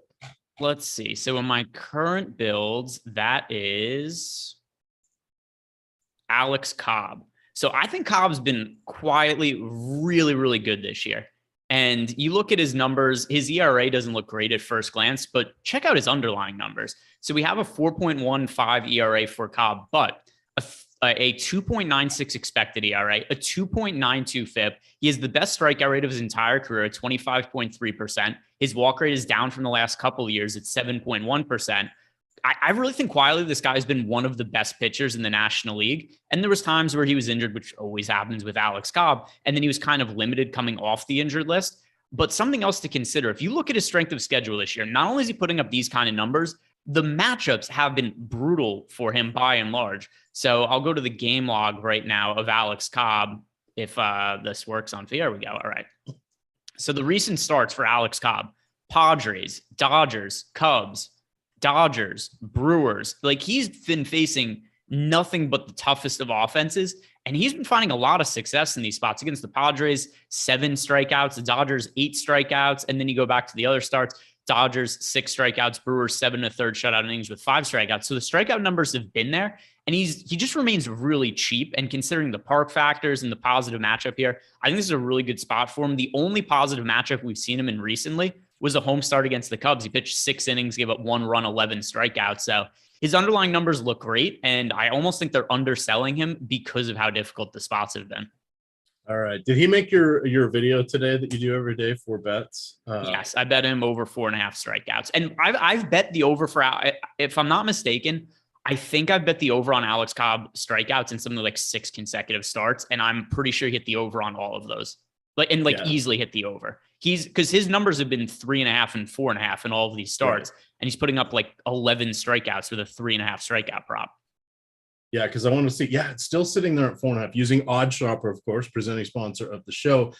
Just clicked on over there. All you got to do is sign up with an email, and then you get access to the Awesemo projections that come in for each of these player props here, and we give you an expected ROI, basically meaning if you make the same bet of $1 100 times, what would you have at the end of the day? What would your winning number be? And in this case, for Alex Cobb, the over on his 4.5 strikeouts, the ROI would be 22%. That's pretty solid all the way around. It's about a 74% expected win rate there. Why isn't the ROI higher? Well, because the over is, excuse me, the over is minus 152. So that means we are paying for it or the likelihood of getting it there. But the sports books aren't going to make that 5. And if they make it 5.5, it's a much tougher jump. Then people are going to start going on the under, et cetera. So that's sort of, yeah, it's a gimme on the win, or feels like on the win, but you're not making as much. It's because it's a likely outcome.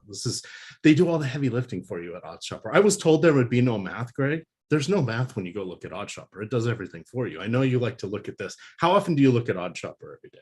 Well, for starters, I look at it every morning when I record my betting video, because I don't know how some people just place bets without any information or any numbers or anything. Just from this standpoint, at the very least, I'm not looking up every single prop and every single line at every single sports book.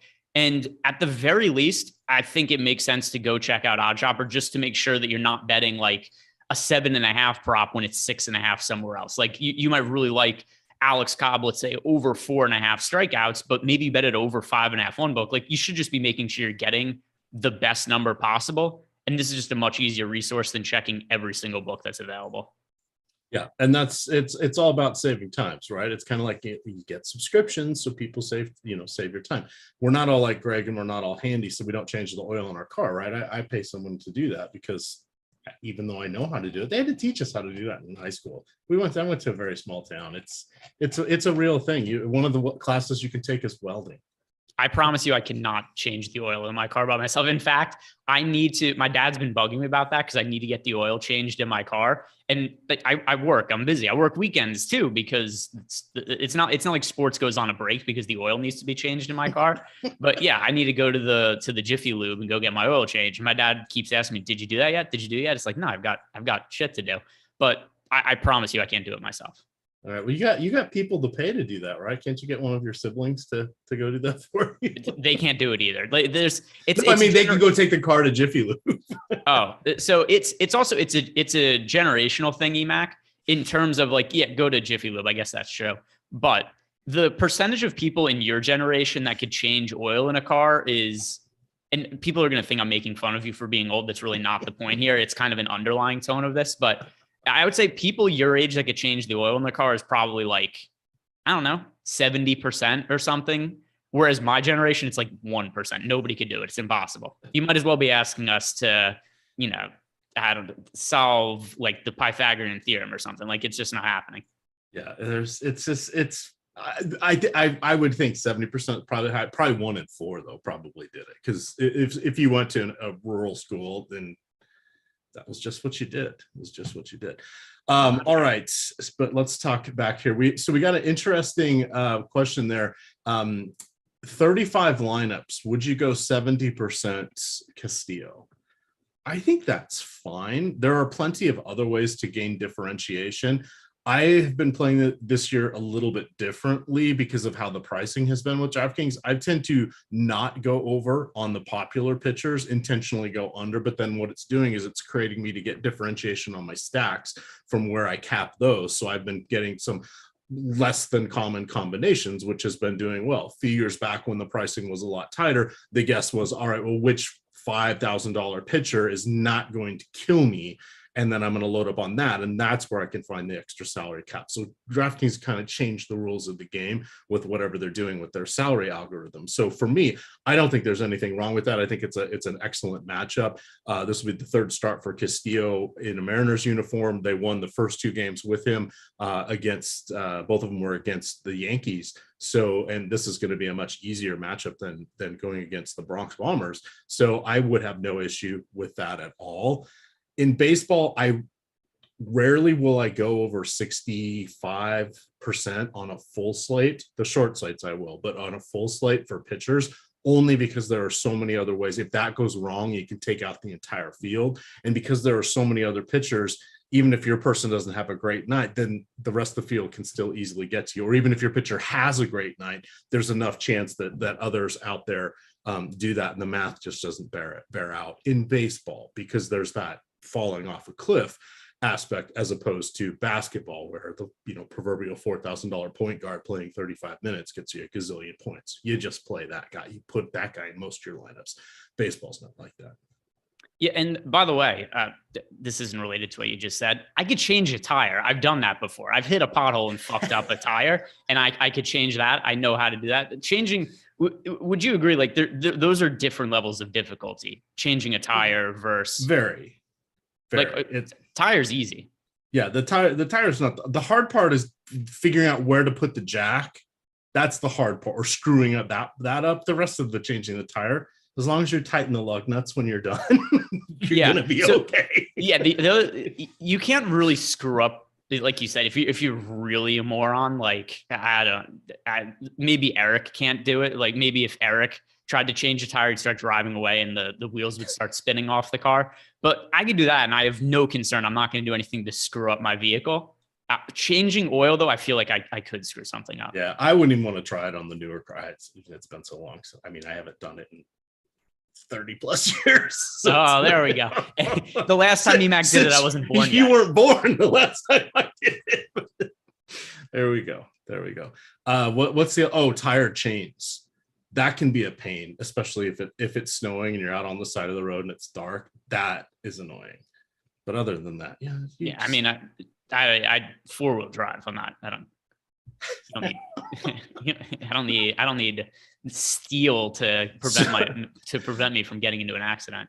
So my favorite was living in the Seattle area. So I grew up in the rural tiny little town, but I lived in Seattle. When it would snow there, we would go out and watch the cars wreck, basically. But we'd go out there and there'd be people in 4-wheel drive vehicles the older cars used to have to put it into 4-wheel drive, or you'd have to lock the hubs and then put it into 4-wheel drive. They'd insist they're in 4-wheel drive, and it's like, dude, I'm sitting here watching, only your back tires are turning. He's like, but this is a 4-wheel drive car. You've got to shift this and lock these hubs. So one other thing I'm going to point out, because Larry C brought this up in chat and I have an answer for him. Oh boy. So yes, it looks like there's the wrong player ID for Ohtani and Fantasy Cruncher. Ooh. What I did was I took Ohtani out of my player pool and I made Ryan Pepio a placeholder. He's the exact same salary on DraftKings. And I uploaded my lineups with Pepio in, and then I global swap Pepio to Ohtani. Does that follow? It's an easy solution. Yeah, that does for me. And if anybody's on the back end, if they want to send a message over to Fantasy Cruncher, that would be a good idea. And the way, by the way, to find Pepio, if you're in Fantasy Cruncher, if you click on pitchers, then you select show relief pitchers. And then I just went to Pepio. I copied and pasted my Ohtani projection to Pepio, took Ohtani out of the player pool, upload the lineups, then you just go into DK, global player swap, Pepio, Ohtani. It took an extra 15 seconds, but it's an easier solution than anything else I could think of. Oh, so it's the player ID that's coming out of Fantasy Cruncher. Yeah, I think they have the hitter ID maybe that's coming out or something. It's a nightmare. The Ohtani situation. It has not been perfected somehow for DFS yet. He must be new to baseball. The 5th year he's been doing both. It's ridiculous. Yeah. So the other way you could do that is once you go to your export file on DK, you could just find an Ohtani and you could find him over on the right side on what comes out of DraftKings. There'll be the player ID there. You can do a global swap that way as well. That's probably what I will do, because I'm not smart enough to do the way you just described while I'm on air. And entering these other slates, lineups, and the tiers format. I've already. Yeah. If anybody else needs help with this, just message me. And then I think we should have a little bit of a buffer here, just because that game doesn't start until way later today. Yeah. So if anybody's struggling with this after the show ends, just message me on Twitter and I'll help you out. And for anybody who thinks that Eric can change oil because he's from South Dakota, he's much more Hollywood than South Dakota. He wears makeup on shows, right? That's not, if you wear makeup on shows, there's no way you can change oil in a car. No, I would vote he does not know how to do that. Yeah, I can't either. So changing the battery on a golf cart, potentially. Yeah. Well, I worked at a golf course for a lot of years, so Did I could you do that really? no problem. Yeah, Oh, I know all of it. So in terms of something that I'm like kind of handy with that is no practical use, I know how to do everything with the golf cart. I could change the batteries. I could fix broken batteries on the golf cart because I did this for years in high school. But that is no practical use once you're not working at a golf course anymore. That is pretty funny. All right, back to baseball. You want to hit the mid-tier of pitching here? Anybody jumping out? What is your take on Strider? I think that's going to be. I did not expect him to be this popular. It makes sense. He's talented. He's got plenty of strikeout upside. Somehow the Mets just have a 3.6 implied run total. That is a testament to Strider being pretty good. It's going to be warm and humid in Atlanta. Big surprise there. It's not hot, but it's going to be in the mid 80s, about 55-60% humidity. I think the Mets stacks is an intriguing option. Could that potentially be your single game contest stacks tonight? And how do you feel about Strider? Okay, so sorry. Just for the question, just about surging Strider. Popularity of Strider, and then I sort of meandered into, Greg likes this. Greg looks for leverage. Could this be a single entry stack for him? The Mets, are they on the short list today? Because I've watched your shows, and I know that Mr. Lindquist asks you that question a lot. I'm a big Spencer Strider fan. I think a lot of people know that at this point in the season, there's immense upside with him.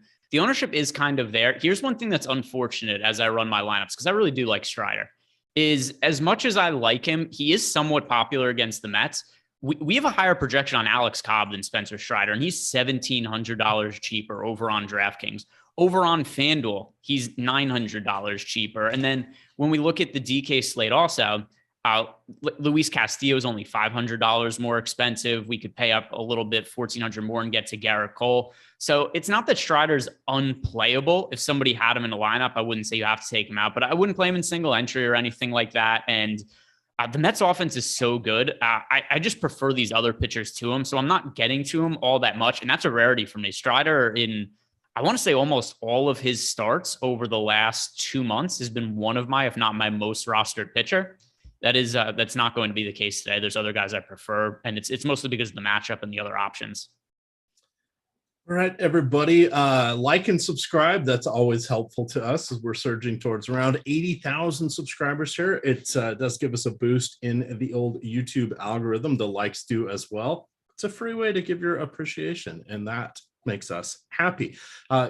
Here's some good fortune back to all of you. If you want to go over to BetMGM, you can get up to a $1,000 risk-free bet with your first deposit. All you have to do is click the link in the in the description below this video, and that will attach you with the promo code that says, hey, you came from us, and you will get the opportunity to bet up to $1,000 risk-free. If you want to put in $100, you can do it with $100. You want to put in 10, you can do it with 10. I would suggest trying to find something that's worth 100 or 200, and then going in, and usually they will let you bet wager on some of the, not the true gimmies, but you can get, the ones that are going to be minus 300 usually is what those are. So you can win some of your money back. And then if you lose, they just give you whatever you lost back in site credit. And then you get to earn it back that way. So that's how it is a risk-free bet.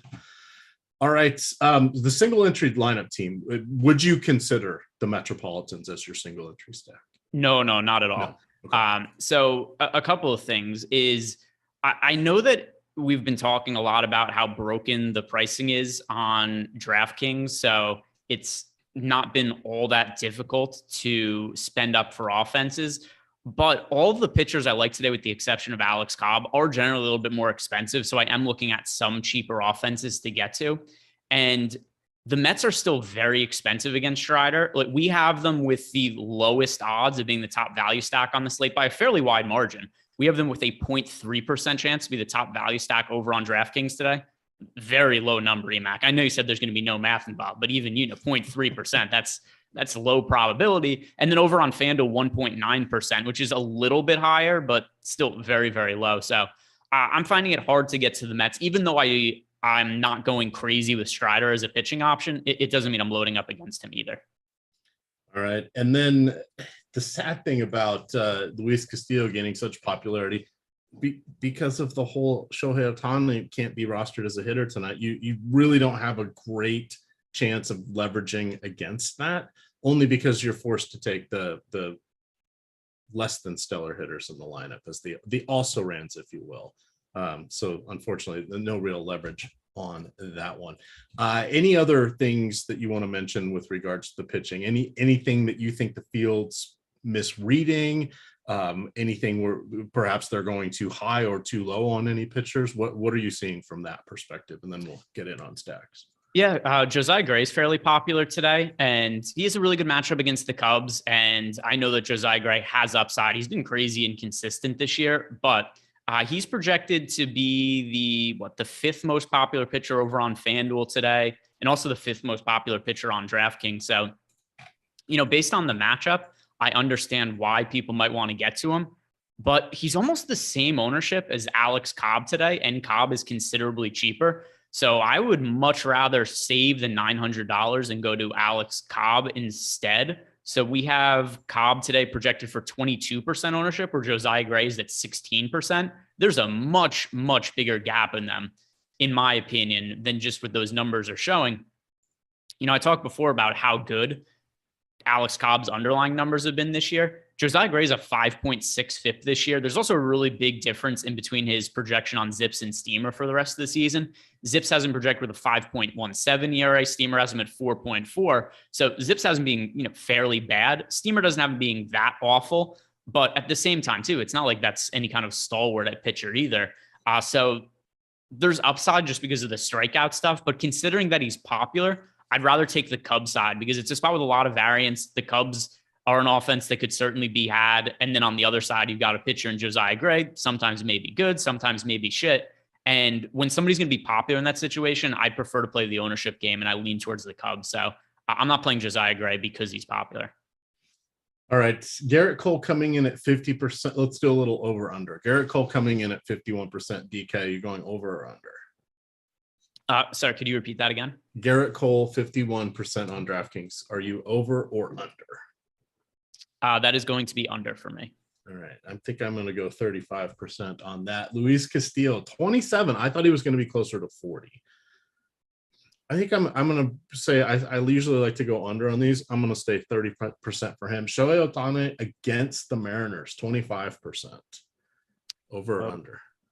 I am currently over. I got confused for a second because I was looking for Ohtani in my build, and I remembered I did the Pepio thing where I did the thing. So I'm like, well, I don't have any. But yeah, so it kind of threw me off for a second. That is over on Ohtani for me. People are a little skeptical of him, I think, and for viable reason. He struggled in back-to-back starts, and it came against the A's. That is not a good offense at all.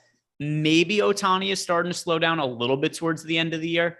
But I think more than anything, it's probably just a fluke. So it was two starts before these ones against the A's. And by the way, it's not like he got his ass kicked or anything. It just wasn't what we were expecting out of Ohtani. But it starts before that.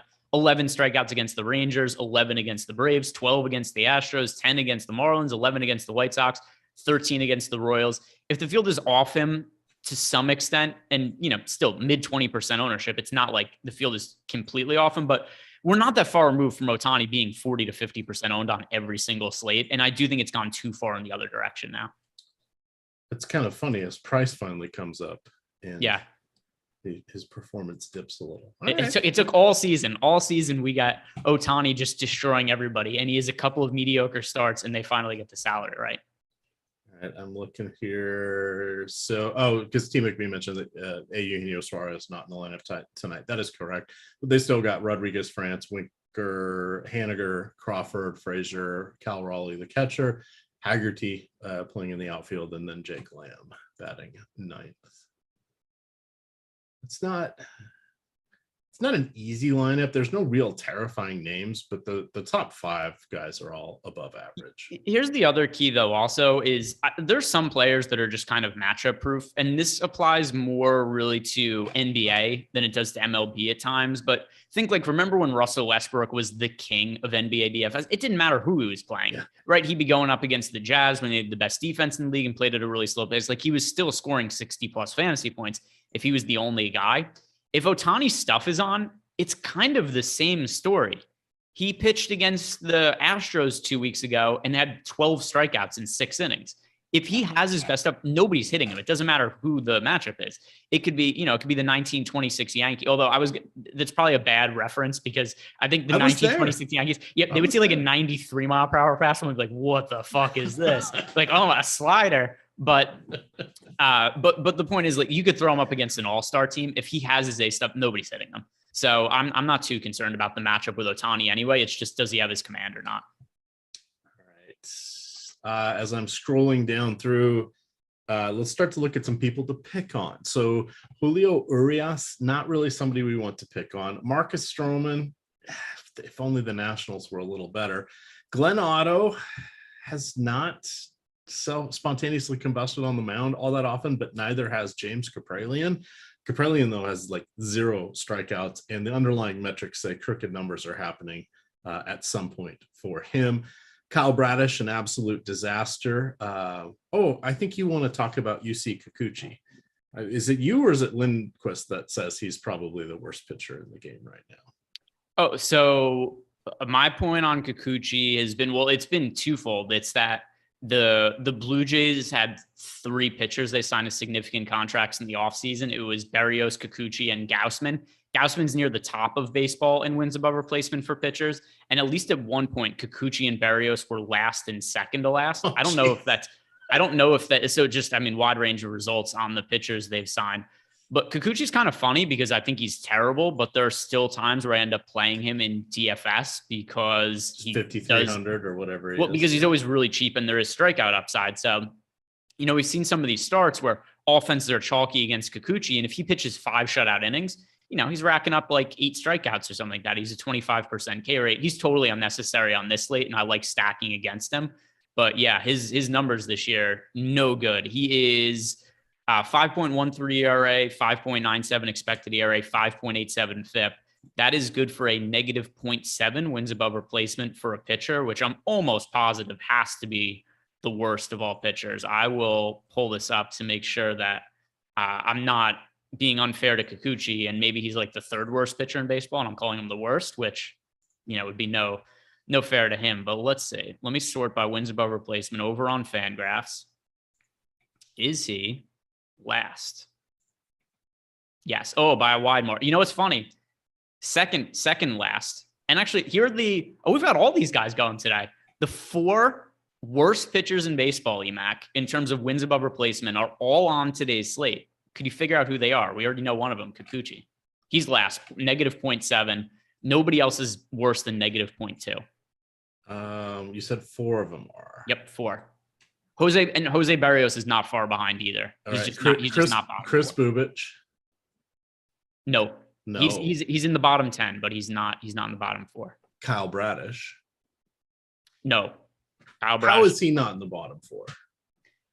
Because he's bad, but he's not that bad. And he also missed time with injury. So if you're really bad as a pitcher, right, you could only accumulate so many negative stats when but he's 0.2 wins above replacement. So he's very slightly positive, right? Does Josiah Gray have enough strikeouts to offset all his home runs? No, Josiah Gray is 3rd worst. So Josiah Gray, the 3rd worst pitcher in baseball this season. All right. And I don't want to say Johnny Cueto. No, Cueto's been good. I give up. Some Chuck Deuce has got it in chat. It is. Yeah, it's Glenn Otto and James Kapralian. So the worst 4 pitchers in baseball in order. Kikuchi is worst, Kapralian 2nd worst, Josiah Gray 3rd worst, Glenn Otto 4th worst. Those are the 4th worst pitchers in baseball. They are all on today's slate. And shout out to Chris Bubich, who's 10th worst, also pitches today. And then we've got Jose Berrios, who is 6th worst. Do you know how many times in his 18 starts James Kapralian has more than 4 strikeouts? I usually bet the under on his strikeouts prop, and I'm usually reading this off. So he's made 18 starts this year. 18 starts. How many times has he had more than 4 strikeouts? 4 times. Oh, sorry. I thought you were. Oh, well, you just gave me the. I Jedi mind tricked you into giving me the answer. 4. I see Mike's flashing over here. So we have pitch track or whatever they call it. The pitch. Send that to me. Don't be holding the numbers up. Yeah. So that is look to Texas here. You got Marcus Semien. His last 200 at bats, Greg, he's on pace. He would be on pace for a 3,100 season. That's pretty solid. FanDuel has him at 2,400. What? Is that true? That's crazy. Corey Seager, Adolis Garcia. Those guys are pretty good. Nate Lowe. Did Jonah Heim, the switch hitting catcher, make the lineup? Why, yes, he did. There's your top 5 on the Texas Rangers. I like all those guys. Talk to us a little bit. Let's position ourselves over here towards the offensive side. How are you feeling about so many people going to the Giants? There are 2 lefties in, pardon me. Yeah, 2 lefties. Are you having trouble counting to 2, EMac? I was there for a second. So there are only 2 lefties. There are a lot of righties in the Arizona Diamondbacks bullpen, which we know that Austin Slater and Austin Slater and JD Davis are pinch hit risks if a right-hander comes in for Bumgarner. How do you feel about this? I know you like to rail on only getting 2 to 3 at bats from some of these guys. In yesterday afternoon's game, they actually left their lefties in against lefties in that game against Pittsburgh. Yeah, well, they don't even do the that announcers were surprised. They're like, "Oh, can't believe they're leaving them in." Yeah, well, it doesn't happen all that often. And actually, I just realized I have to rerun my lineups because Brandon Crawford is not in the lineup. They still pinch hit more often than not. I know it is a good spot for them against Madison Bumgarner today, who's had his struggles this season, but it is still such a pitcher-friendly ballpark that I'm not really dying to get to them at this kind of ownership. They're projected for 11% ownership. I'm well underneath the field of that mark. I don't think they warrant anywhere near that kind of exposure. What stack do you think is overowned? The Giants. What is the next one for you? Okay, let's see. So let's refresh the ownership and see where teams are at. So another one that's popping up is, it's almost always going to be the teams that are very, very popular or negatively leveraged. And there are so many bad pitchers on this slate that I do think that it's pretty easy to just roster teams against the bad starting pitchers that are picking up not as much ownership. But we got the Minnesota Twins against Chris Bubich today. We've got the Twins projected for 12% ownership. They're the most negatively leveraged team on the top stacks tool. And Bubich is not good, right? You and I were talking about it before in terms of the tops about the worst pitchers in baseball, and he was 10th worst. But with that said, we have the bottom 4 pitchers in the league all going today. So it's very rare that you have a pitcher who's this bad that really isn't close to being the worst pitcher on the slate. And it's not to say that he's been good, but I don't think that the team going up against him in the Minnesota Twins warrants the most ownership of any team on the slate because there are so many other bad pitchers going tonight. The other thing also, quietly, Bubich has been kind of okay recently. It was his starts at the beginning of the year that really dragged his numbers down. His recent starts, 5 2/3 innings, 1 earned run, 6 innings, 2 earned runs, 6 innings, 3 earned runs, 7 innings, 2 earned runs, 7 innings, no earned runs, 5 2/3 innings, 3 earned runs. To find a start where he gave up more than 3 runs, you have to go back to June 27th against the Rangers. So his numbers are bad for the year, but as of late, they're really not that bad. He's kind of pitched better, and projection models do have him being more serviceable moving forward. It looks like Texas is coming up in a lot of my stacks here, Greg. That's not something I totally expected. I'm comfortable with it. They were one of the teams I wrote up in my free spotlight pitchers and top stacks articles, but I was not really expecting that they would hit my player caps. The Dodgers are the other team that's coming up for me. So interesting. Yeah, so let me see. As I rerun my lineups for the Giants here, which I have less than half the field of less than half compared to them. Oh, this is nice. My most rostered team of the day and my single entry stack, it looks like it is going to be the Baltimore Orioles, who are going up against none other than the man we just talked about, Yusei Kikuchi. So one thing that's nice about rostering the Orioles as a stack, number one, they're going up against the worst pitcher in baseball. Point two, you could fit in any pitchers you want with them. Like you could pretty comfortably go Ohtani and Cole in the same lineup with a stack of the Baltimore Orioles. And it's a very high upside spot. They're going up against Kikuchi. Kikuchi's had a lot of starts this year where he's totally gotten his ass kicked. And something else that has them popping up in a bunch of my lineups as I'm looking through the data here, pretty contrarian stack, less than 5% ownership for them. And we have a 7% top stack odds. So we're getting positive leverage on the Orioles in a pretty good spot against Yusei Kikuchi, also a hitter-friendly park in Toronto. There was a point in time where if the Orioles were on the road, it was almost always a park downgrade. Now when they're on the road, it's almost always a park upgrade for them. So this is a team that looks like it's going overlooked, and I like the spot for them against Kikuchi. Yeah, the Orioles and Toronto are the two teams that are obviously squaring off. Those were the two of my 5 favorite stacks. Then comes Texas, and then the Yankees, and then Atlanta. Where are we on Atlanta? They are number 6, but they're down 5, there. 4, 3, 2, 1. It's pretty well spread out tonight, right? 9% for Toronto, 8 for Houston, 7 for the Cubbies, 7 for Minnesota, 7 for Baltimore, 7 for rounding up, 7 for Atlanta, 7 for the Giants. Oh, that's the top stack percentage. Huh. Silly me. Let me resort it the other way. The Twins are the most popular stack.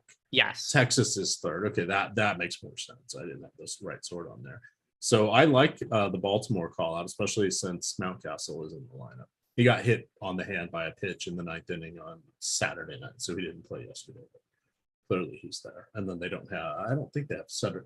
Cedric Mullen usually plays against lefties, but they gave him Saturday off against McClanahan. I don't think he's in the lineup tonight, is he?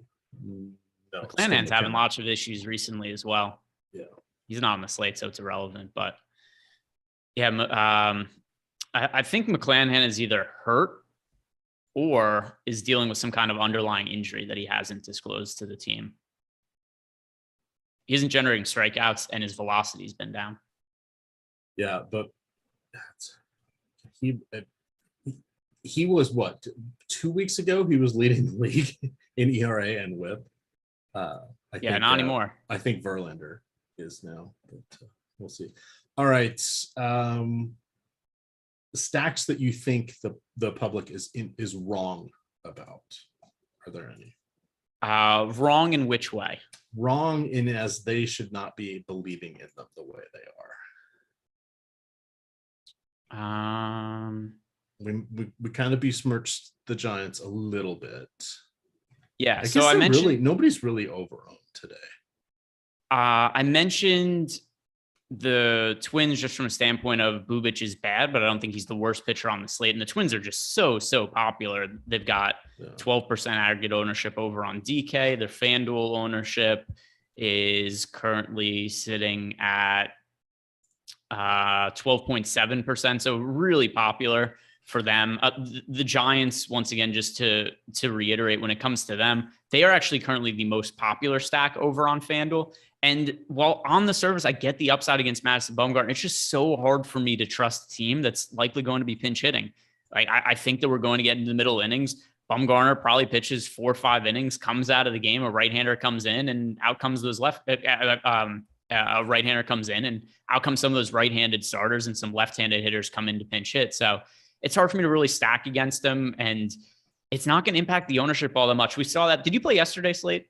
Of course I did. Okay. So you never know. Maybe you were at a marathon with your wife or at some other plans. No, but she did complete state number 50. I know. She completed state number 50. I heard on Saturday. If you guys don't know about that, EMac's wife has now run a half marathon in every single state in the country, all 50 of them. So congrats in the to her. District of Columbia. So we had a pinch hit spot yesterday where Rafael Ortega on the Cubs does not bet against left-handed pitchers anymore. A lefty comes in, he comes out. So there was a really shitty starter for the Reds yesterday, Justin Dunn. And Ortega was crazy popular yesterday. He got 2 plate appearances, and then Dunn, because he's terrible, comes out of the game. And then Ortega comes out. And that's really what I think could happen with a lot of these Giants hitters. So I have to be underweight to basically all of them. No, and that makes sense. I've gone in and set my exposure cap just to 5% for each of them, just because if you don't, you're going to get a lot of them. I'm okay getting a lot of Cobb though. What else can we look at? We get traction here. I think people like they trust us, Greg. The combo of our show, now that we're on MLB Live Before Lock, the promo code is MLB Live, and you get 50% off any 1 week package at Stokastic here. You can get, you want to do just baseball, 50% off if it's your first subscription. You want to get the full suite of everything, 50% off. Just use the promo code MLB Live, LIVE. Let them know we sent you. It'll be good. Yep, and you get access to the top pitchers tool, top stacks tool, get ownership, player projections, everything you need to build some winning MLB lineups. Absolutely. And if you get the other sports, we've got golf season winding down here, a couple more FedEx standings events. You've got NASCAR going on right now. It's a lot of fun. There's a lot of good stuff behind the paywall. Plus, in any of the subscriptions, you get into the Discord. That's always fun. So it's a good time here. But promo code MLB Live gets you 50% off any 1 week package. Alrighty. Anything else you want to impart to the people? We got about 10 minutes left. Well, I guess 15 minutes left. Yeah. So if anybody has questions, particularly if you are a Stokastic sub and you're in the Discord channel, trying to encourage more people to ask us questions in Discord. Now, rarely do those questions end up being baseball questions, but we don't care. We appreciate all of them. So anybody has questions, at myself or EMac in Discord, and we could answer those.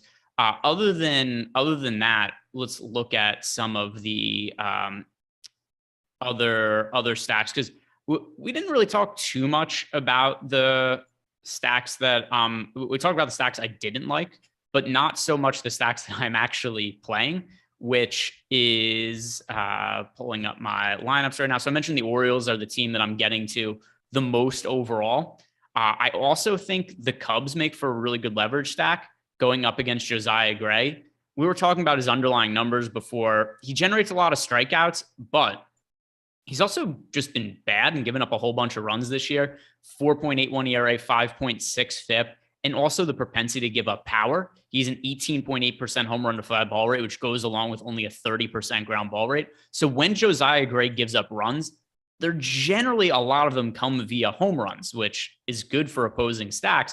It's a boom bust spot, right? I think at the end of the day, either Josiah Gray is going to have a really big night or the Cubs offense is going to have a really big night. And just because of where the ownership's at, I'm going to lean towards the Cubs. This is how far back you have to go to find a start with Josiah Gray to not give up a homer. It is June 18th. And in recent starts, he gave up 4 homers against the Phillies, 2 against the Dodgers, 3 against the Mariners, 2 against the Phillies. He actually has way more starts this year where he's given up multiple home runs than starts where he hasn't given up any homers. So when you consider that he's popular and the Cubs are not at all, I like the leverage that we're getting there. Now, does that mean I'm confident that the Cubs are going to have a big game? No, I think it's probably equally likely that the Cubs get to him as it is that Josiah Gray himself is able to have his way with the Cubs. But just considering the ownership is so heavily weighted towards Gray, I like the leverage we're getting on the Cubs. I think it's another stack we can get to and then pretty easily spend up for, Garrett Cole, Shohei Ohtani, Luis Castillo as spend up pitchers. All right. Ohtani or Cole, FanDuel high dollar single entry? Yeah, that is going to be Ohtani for me. So look at the ownership gap that we have between Cole and Ohtani in large field tournaments. We have Cole, I'll refresh to make sure this is still the most recent run of data, but at least before it was right around 40% ownership for Cole, right around 15% for Ohtani. Here we go. Yeah, come down very slightly for Cole, but nothing crazy. So Cole right now sitting at 37% projected ownership, Ohtani at 16%. And if you know how a lot of the ownership works in single entry, whatever the most popular plays are in large field tournaments generally get magnified in single entry tournaments. So I wouldn't be surprised if Cole is like 50-ish% in single entry and then Ohtani's closer to 10%. And I just think on average, Ohtani is going to outscore Cole more than 1 out of 5 times. And he's also $1,000 cheaper on FanDuel. So I'm going to say go with Ohtani there. All right. Robashua says he's not seen either of the Burrito Brothers in the MLB DFS streets. Do we know where Chipotle Addict and Papa Gates are? I don't think they do baseball that much anymore. That I don't know for sure, but I know that of course they'll be back for football. They're probably it's funny. That's where I met Chipotle Addict. Was at the MLB Live final 2 or 3 years ago in Denver. He was at that. He was really nice. A lot of people were upset when I said that, but he was a really nice guy. I enjoyed talking to him. But yeah, he was at the baseball. If I haven't paid attention, I don't pay like that close attention to other people to know if he has been playing or not, though. All right. Has Eric's Alzheimer kicked in? Is that why he's not on the show? I believe he's in South Dakota. Yeah, he's on some sort of vacation. I know there's been a lot of rumors that he might be negotiating a contract with Live Golf, but no, he's on vacation right now. All right. Let's see. My pitchers are going to be 38% Cole, 35% Castillo, 38% Ohtani. A little more than I thought. 38% Cobb. Guess where I set my exposure? Yeah, it sounds like 38% is probably about where you came in. 21% for Spencer Strider, 10% for Josiah Gray. By the way, why you could just ask me questions. You don't have to go into Discord and at me questions. You can just ask them. You're hosting the show. I have not seen Top Gun 2. I was kicking it off. I was breaking the ice because it took me a minute to figure out what your username was. So I figured once I found it, I should put it in there so the other people should see it. Something about this is going to be an unpopular opinion. The first Top Gun is not a good movie. Like, it's somewhat entertaining. It's not some like, I didn't watch Top Gun and be like, oh, I can't wait for another Top Gun movie to come out in the future. Like, I thought that was wildly overrated when I was younger. It's fine. It's not a movie where I'm like, oh, this rules. Apparently the second one was really good. I know a lot of my friends that watched it said they really enjoyed it. But I just like watching sports. Yeah, I haven't gone to see it yet, but I would like to before it's out of the theater. So I will try to probably next week sneak out to a matinee. I'm going to see Hamilton next week, actually, at the Kennedy Center. I have not seen that. So the last movie I saw in theaters was the recent Batman movie. I like that a lot. I know there was so I went to see it with both my brothers and then my sister-in-law. And there was another girl that went with us, and my sister went as well. It was kind of mixed. Like, I really enjoyed it. One of my brothers liked it. One of my other brothers didn't like it. Overall, though, I liked that movie, but that was somewhat controversial in terms of whether people like that one or not. All right. Any stacks you're going to force in here? I'm making some Baltimore stacks just because. Force in terms of like, if I usually leave 10% of my lineups, that if I don't have enough of a stack, then I'll just click 4 players that I like from that team and build 10 stacks at a time. No, so sometimes I'll look at the and also, by the way, to answer what Chuck Deuce has said about the Batman movie, said Batman movies are so played out, same thing over and over. This was a totally different Batman movie. It was like detective Batman. It wasn't action Batman. So I thought this was a way different type of Batman movie. It was more of a mystery than what other movies were. So I think a lot of people went to it thinking it was just going to be a regular superhero movie, which it kind of isn't. But I don't know. I liked it. Wait, I who understand played Batman then? It wasn't. I understand why a lot of people might not have liked it. I enjoyed it, but it was literally like I went to go see it with a group of people, and it was like half of us loved it and half of us hated it. So I could see where that was coming from. But to answer your other question about forcing in stacks, there'll be sometimes I run my lineups and I'll be like, oh, I really want to get to this stack, or I really want to get to this player. I'll give them the thumbs up in Fantasy Cruncher. If I run those lineups and the players still don't come up in, like, I'm not going to go out of my way to force it in. At a certain point, the data is just telling me something. So if somebody doesn't show up to me, I don't force it. And for people asking us about weather concerns, there's nothing I'm changing because of weather. Yeah, there's might be a little bit of rain in the DC metro area. I'm not worried about that. I think there was some potential for Atlanta. That always seems to be the case. And I'm missing one other. Was it the Cleveland game? But that was this afternoon, and I don't think the doubleheader's not on our slate. Quickly, we've got a couple questions here. Okay, cool. I'm going to upload my lineups real quick. Okay, yeah. I'll answer questions in Discord while you're while you're uploading. So Stephen L 57 at me. Any love for the Astros, and props for saying so pale in the middle of summer. So I don't venture outdoors all that often. Also, that's a consequence of working 6 days per week and working day and night. But considering the recent situation with Gundacker, I might not ever go outside again. I might not turn on the lights in my house without putting on SPF 60. I'm not fucking around with that. He's got sun poisoning. He's got one of his eyes is closed shut. He's got like rash and blisters on his face. I'm not dealing with that. All right. Looks like my find and replace. We'll see if that works for. Also as an aside, because I have Crohn's and colitis, I take a lot of medication for it. I'm actually not supposed to go in the sun at all with the medicine I'm on. It's supposed to be, according to my doctor, supposed to be limited to 5 minutes at a time in the sun. I don't go that crazy, but I'm actually not supposed to be exposed to sunlight like at all with the medication I'm on. That is, wow. That's quite a restriction there. Yeah. It's, I guess like really sensitive or something. Like it's a little crazy. You can't, at a certain point, at a certain point, it's take the third condom off and take a chance in life. But for, we don't have to put them on. But by the way, that's not even close to the worst picture Gundacker sent me. Like when he first got sick, one of his eyes was totally swollen shut.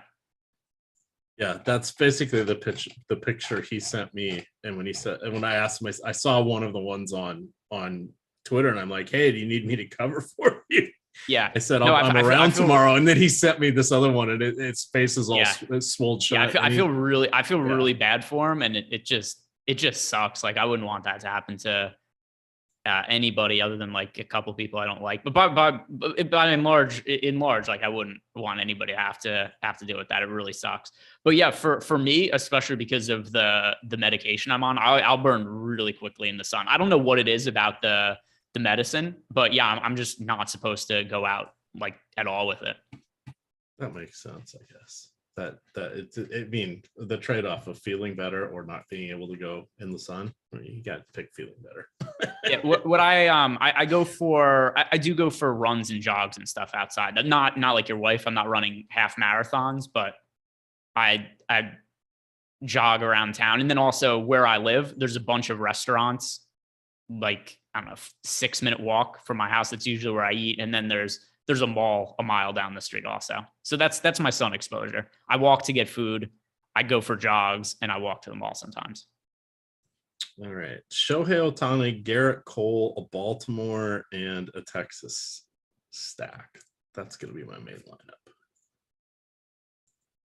That works.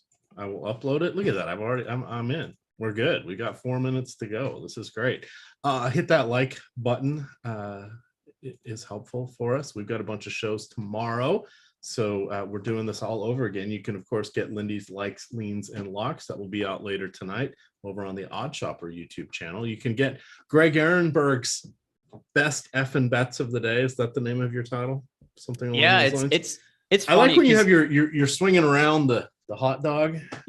So this is what's so annoying about doing content sometimes, is that you would think the content by itself could work, and you think like, I'm not some rube who falls for the YouTube algorithm, but what you put as your thumbnail and stuff like that, that's the cover photo, unfortunately has massive changes in terms of how many people watch videos, just because you'll have a video you put out there and it'll get the same number of impressions, but more people will click depending on what the picture is. And so I actually had my brother, he had to stand outside while I went to Target and bought a plastic baseball bat, and I did like a photo shoot outside. My brother had to take a bunch of pictures of me, and it drastically changed the amount of views that I get on my videos. It's so annoying. Like I wish that it could just be, here's the content stands alone, but the picture makes a big difference. The title as well. So that was actually something Lofty started for basketball, the Best Effin' Bets.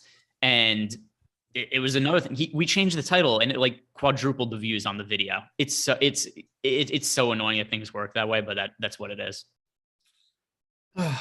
Crazy. That is just crazy. 2 minutes to go for those of you that are there. Don't forget little Shohei Ohtani pick up there coming out of Fantasy Cruncher. He has a player ID of 0. If you do copy that and do Control F, and then you can go over to the right side and pick his actual player ID number, do find and replace. That'll save you for anybody still scrambling. Worked good for me there.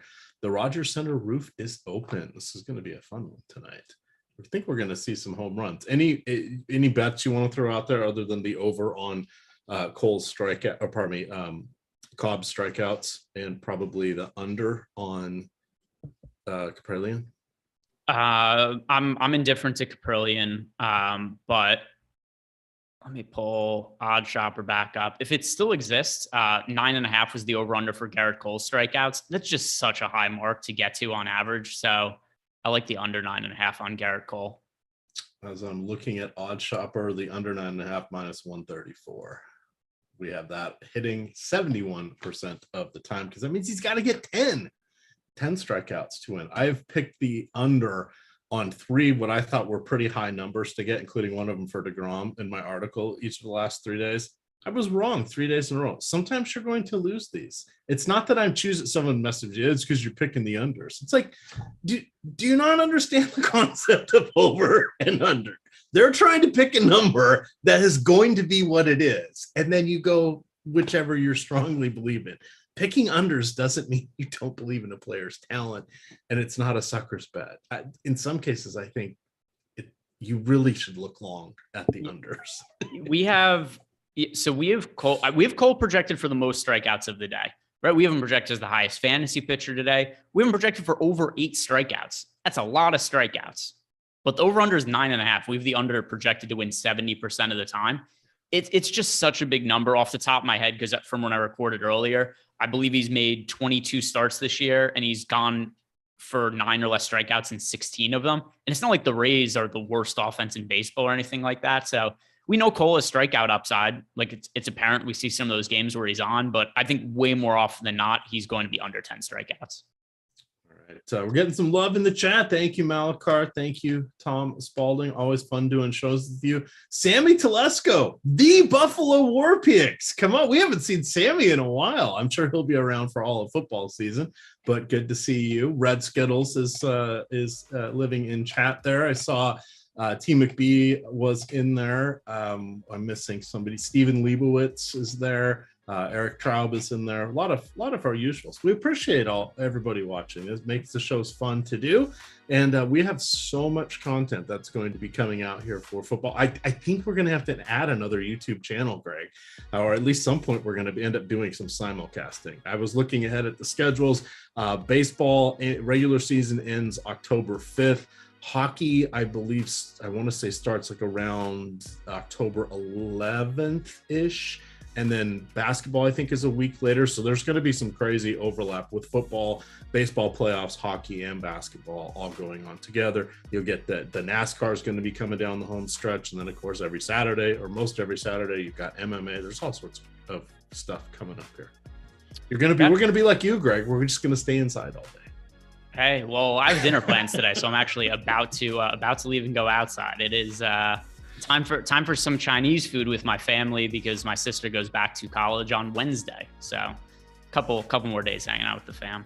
Excellent. All right. Well, we're going to get on out of here. Thank you to everybody. Thank you to Odd Shopper for sponsoring. You can find Greg out there on Twitter. Is it G. Ehrenberg DFS? Yes, sir. I believe it's on the screen right now. Oh, perfect. Not on the screen I'm looking at. Mine just says Greg Ehrenberg there. So, but we have Awesome Yo here as well. I'm at EMac DFS, and of course it is Stokastic _ CON. With that, gamers, good luck.